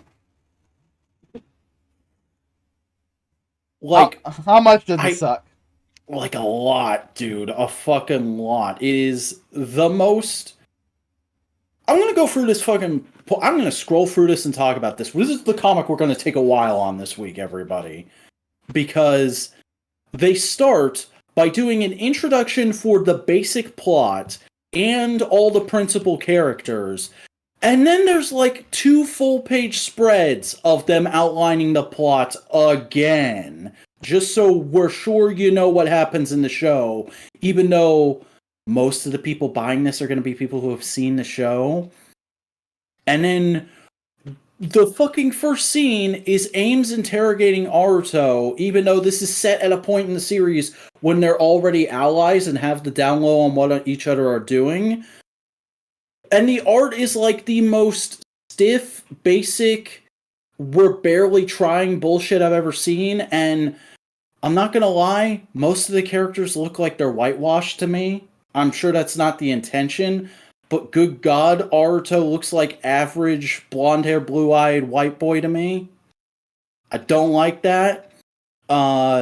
Then we get into more exposition about what the fuck AIM is, and the hilarious word bubble henshin with an asterisk, and then the little translation bubble says transform, translated from Japanese. Shouldn't that be in the opposite? What? Huh? It fucking bugs me. Then Ames just lets him go for no particular reason other than like, yeah, that we have no reason to be holding you. And then Ragnarok shows up, the villain writer for this book, who is literally just a generic movie villain. He just starts spouting off about how common writers are fucking bullshit, and I'm gonna kill all the common writers. So Aruto goes to transform, and we get more exposition bullshit, and literally Ragnarok is just changing forms off panel. He has like 5 different forms in this one issue, and none of them are really explained beyond his suit is constantly changing. Whoa, that's crazy. And then we get to the worst thing about this fucking art. Whenever they showed the gimmick items, the progrise keys, it's literally a PNG with a comic art filter over it, photoshopped into the art. And oftentimes it's not even the correct one. Like, the first time this happens, Izu opens a suitcase full of progrise keys, and there's a bunch of keys from later in the show, there's some toy exclusive keys, and one of Fowzer's fucking keys is there, even though Fowzer hasn't shown up at this point in the story yet. And then she tosses, a few pages later, she tosses Aruto Flaming Tiger, but the key they show is Flying Falcon. It is beyond lazy to see that kind of shit. And there's just constant retread of the story, constant just like the most basic characterization, while also writing it in a way that doesn't feel like how those characters would say any of these lines. This is literally as bad as it could have been without being literally masked writer. Ugh. I am so goddamn mad about this. Like, I did not have any kind of expectations going into this book, but it's the worst book I have ever talked about on this show. Damn, we've talked about some books. Mm-hmm. Buster summed it up well. Half of this comic is recap episode. The other half is embarrassing fanfic. Question, is the art as good as the cover? Because the cover looks beautiful. The art is completely different than the cover. And like I said, it's very lazy. The style feels very thrown together. And there's constant... You know that panel trick where it's like the art will be mostly the same except one character's pose is slightly changed between panels? They do that like multiple times in this. Mm. And normally I don't notice it. Normally, if I notice it, it's once in an issue and I'm okay with it because it's done well. This is just like you're just doing it because you're lazy and you're rushing this out, even though, as Buster pointed out, this was announced a year ago. They had plenty of fucking time to get this right. The show is out on DVD and Blu-ray in the West. It's streaming. They could have gone and watched it and gotten a good voice for these characters down, but they either just didn't or they tried to, and these writers and artists just suck. Oof. Anything else you want to say? Or should we move on? As I said on Twitter when we were having discourse about this the day it came out, I'm sick to fucking death of these limp-wristed attempts by Team Rider and Toei to expand out into the West. Do the fucking Subaraya thing already. Simulcast on YouTube. Release the movies as Fathom events. Or just stop. Let us go back to nothing but torrents. Because I'm fucking sick of having to beg and beg and beg and then be handed shit like this. You also read GCPD. Hey, this was pretty good. Let me pull it up real quick. I actually knew right where it was this time. Because it's hell the yeah. first book on my list. Yeah, so basically everything is going wrong because of the truth has come out about the one officer who didn't fire, and there's a whole PR disaster because of that. The guy who's a parole officer, his parolee seems like he's gonna do some fucky shit, and then ends up doing the right thing but getting himself killed. And apparently he did it because he couldn't get a job, and his old criminal friends offered him a job. So he just took out insurance on himself and and got himself screwed over and killed so that his wife and unborn child would have money. And it's like, fuck. Just a lot of fucky shit about, like, there are no good outcomes in the police force in this book, but it's very well written and it's very interesting. And if you're into that kind of storytelling, I would recommend checking it out. Nice. Yeah. We both read Vanish. This issue felt a little disconnected from the other ones. A little, but it was fine. It was mostly like... And it's like, that's kind of the point. He's getting bum rushed. He's being beaten up by these two ancient wizards. And he's like, no, you guys don't understand. I gotta kill you. And they're just like, wait, why do you gotta kill us? Why can't we just kind of like leave alone now and let's just move on? And he's like, yeah. It seems like some of them might also actually be repentant and might have been like legitimately brainwashed too. Like we're entering like a moral gray zone here. And he's like, were you guys not the ones who killed my parents and burned down my home? Yeah, we did. Then you gotta die. Mm-hmm. And then the best friend gets a call from the wife that's like, hey, I'm real concerned. And he's like, yeah, I am too. We're going to do some shit. And he's on the news. And then this comic's evil Superman shows up. Yay, evil Superman. Gotta love him. Trends. Here's the thing. You know Donny Cates will do it fucking good. Yeah. You also read Hitomi. Yeah. What the fuck happened in Hitomi? I barely... I imagine it involves a big puppo. Where the fuck is this? Here it is. Okay. Sort of, kinda. This is mostly about like she starts tracking the samurai guy who the black samurai who was disgraced and is having to do like sumo wrestling jobs, and she's like, "Yo, train me to be a samurai," and he's like, "I can't fucking do that. You're a lady, and I'm an old washed up fuck," and she's like, "Just fucking do it." So, um, she sends him out into the he sends her out into the woods dressed as a sheep so he can teach her how to fight wolves. And that's how he teaches her to be a samurai. It's kind of fucking dope. Nice.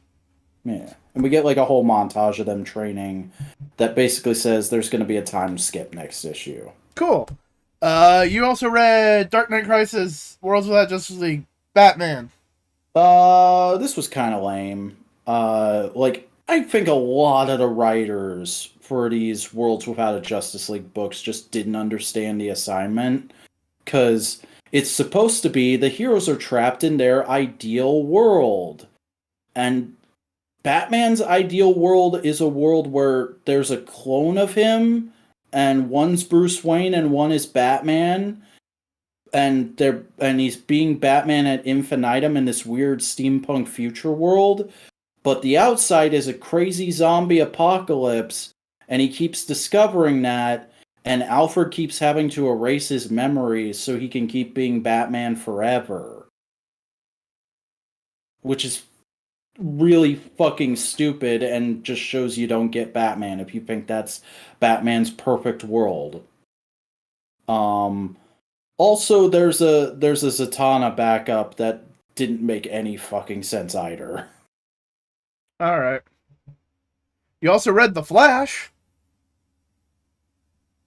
788. Yes. Okay. Sorry. I got a notification that kind of threw me for a second there. So, we're kind of getting back to the general ongoing plot of Flash in this because a new mayor of Central City was elected recently, and he's basically what's-his-face from Zdarsky's Daredevil. Oh, he's North? Yeah, he's a Colin North guy, but he's the mayor, and he's going, I've got to get rid of fucking masks in my city, and the best way to do that is to deputize some masks and have them arrest all the other masks.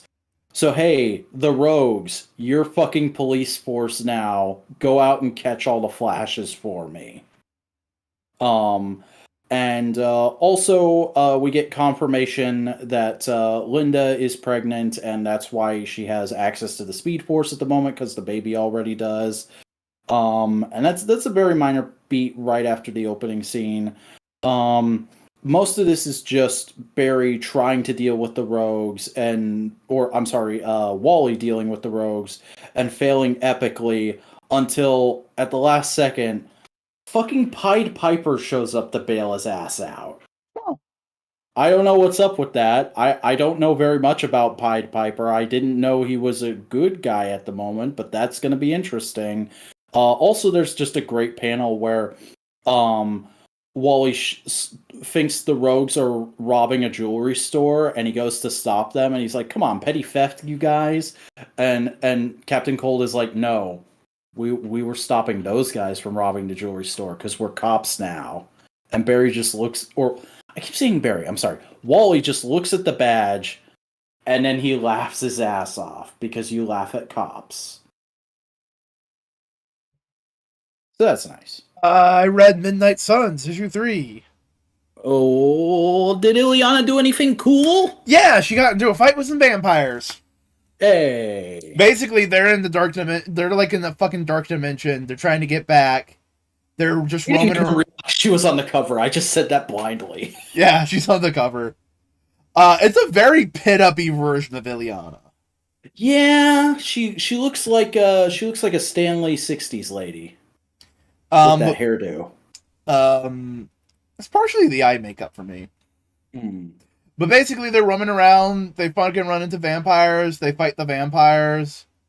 It's fun. It's a fun action scene. And then they go into the basement, and then they see a Sorcerer Supreme, and they go like, what the fuck? You're Tony Stark. He's like, yeah, I'm Tony Stark. We were kind of hoping for, I don't know, Doctor Strange? Yeah, no, I'm just a Sorcerer Supreme from a different multiverse. Do you need help? I thank you for letting me go.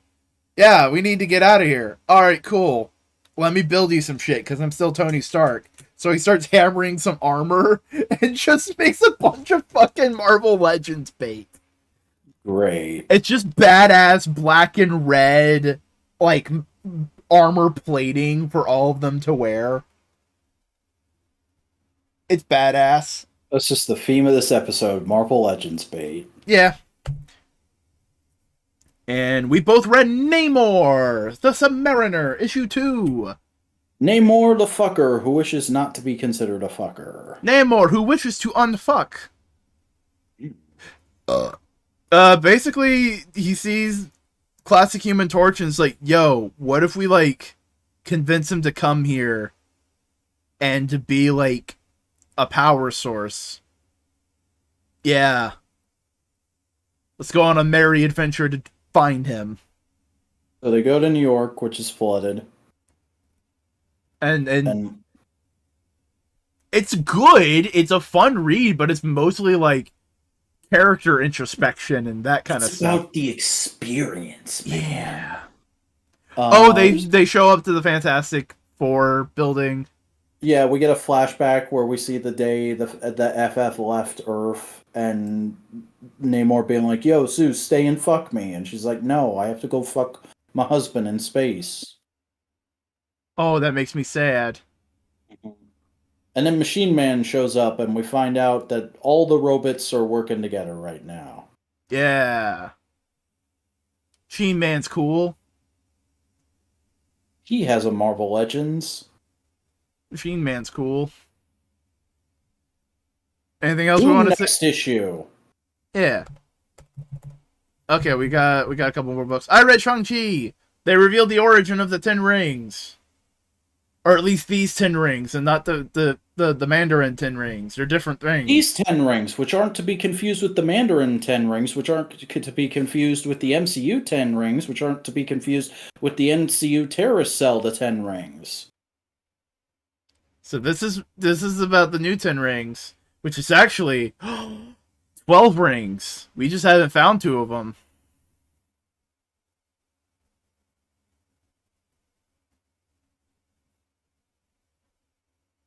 This is a better Kamen Rider plot than the Kamen Rider book. Basically, in ancient mythic China, the two brothers that are running the game had a younger brother, and he had a big fucking ring. And one day they fucking fought a desolation worm, the worm thing that's been attacking shit. And so they banished them to an alternate world through the ring.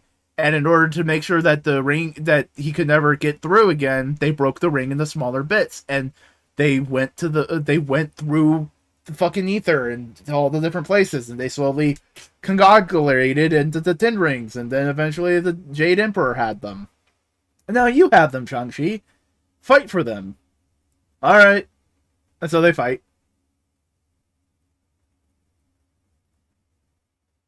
It's fun. It's good. And do you have any questions? I'm just double checking the X-Force issue to make sure I remember what happens in it. Hey, X-Force, that cover is a lie. Wolverine does not appear in this book. Sir not appearing in this story. He's in like one panel. Yeah, I don't remember that.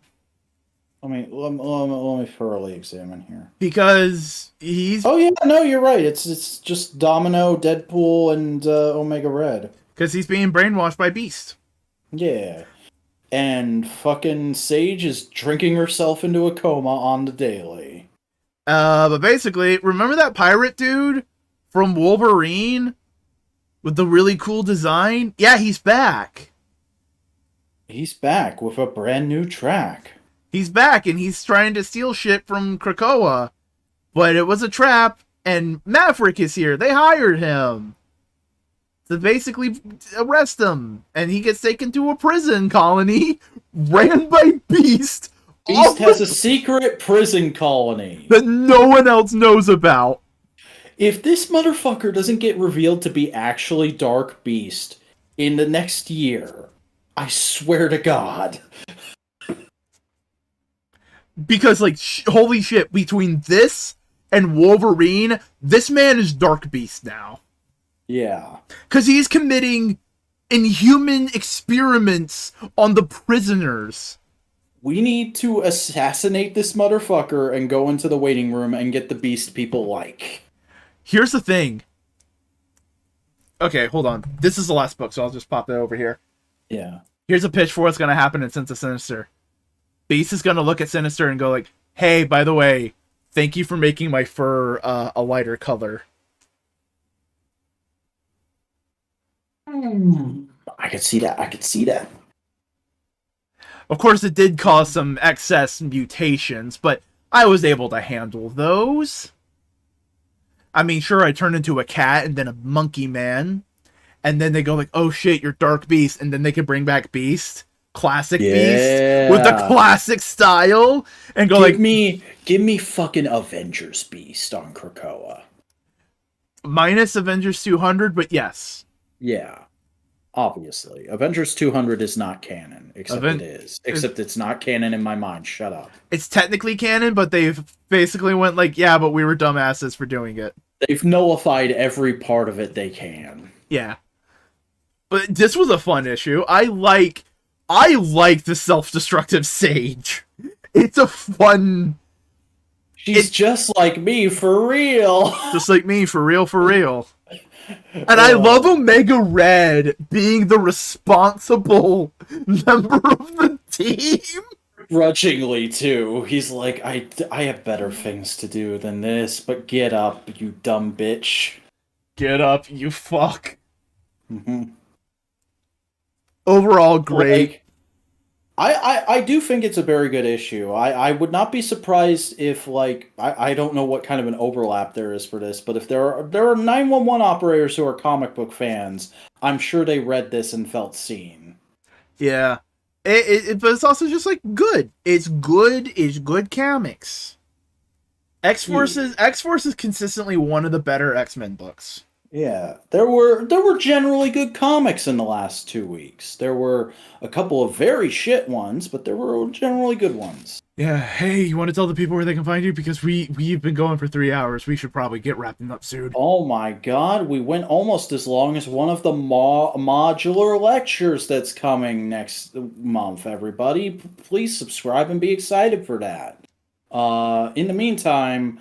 check out my content. Hey, I'm the Vacuuminator. I make YouTube video essays about tokusatsu and other fun things. You can find me at youtube.com@thevacuuminator. I'm also on Twitter @thevacuuminator. I'm also on Tumblr, The Vacuuminator. And I'm on Instagram, The Vacuuminator with an underscore. Woo, I did it. Hi! Hello, I'm Boingo. Would you like to see a variety of streams? Go to twitch.tv/BoingoWriter. Do you want to follow me on social media at Boingo_writer on Twitter, TikTok, and Instagram? And hey, you can follow me on Tumblr, Boingo-writer. You can find me relatively easy. And if you would like to see a variety of video essays and editorials and video reviews, youtube.com/@BoingoWriter. This has been No Price Podcast, part of Modular Media, where we do a variety of podcasts, including Components, where we just bullshit and hang out, and Twit. Tell the people about Twit. This Week in Toku is where myself and Buster Core talk about all the fucking tokusatsu shit every week. Hell yeah! I have to watch Geats and Dom Brothers before I go to bed for that. Like, comment, subscribe to this channel. Do it. Engage. Please and thank you. Anything else you want to say, Vac? Merry Christmas and happy holidays. Enough said.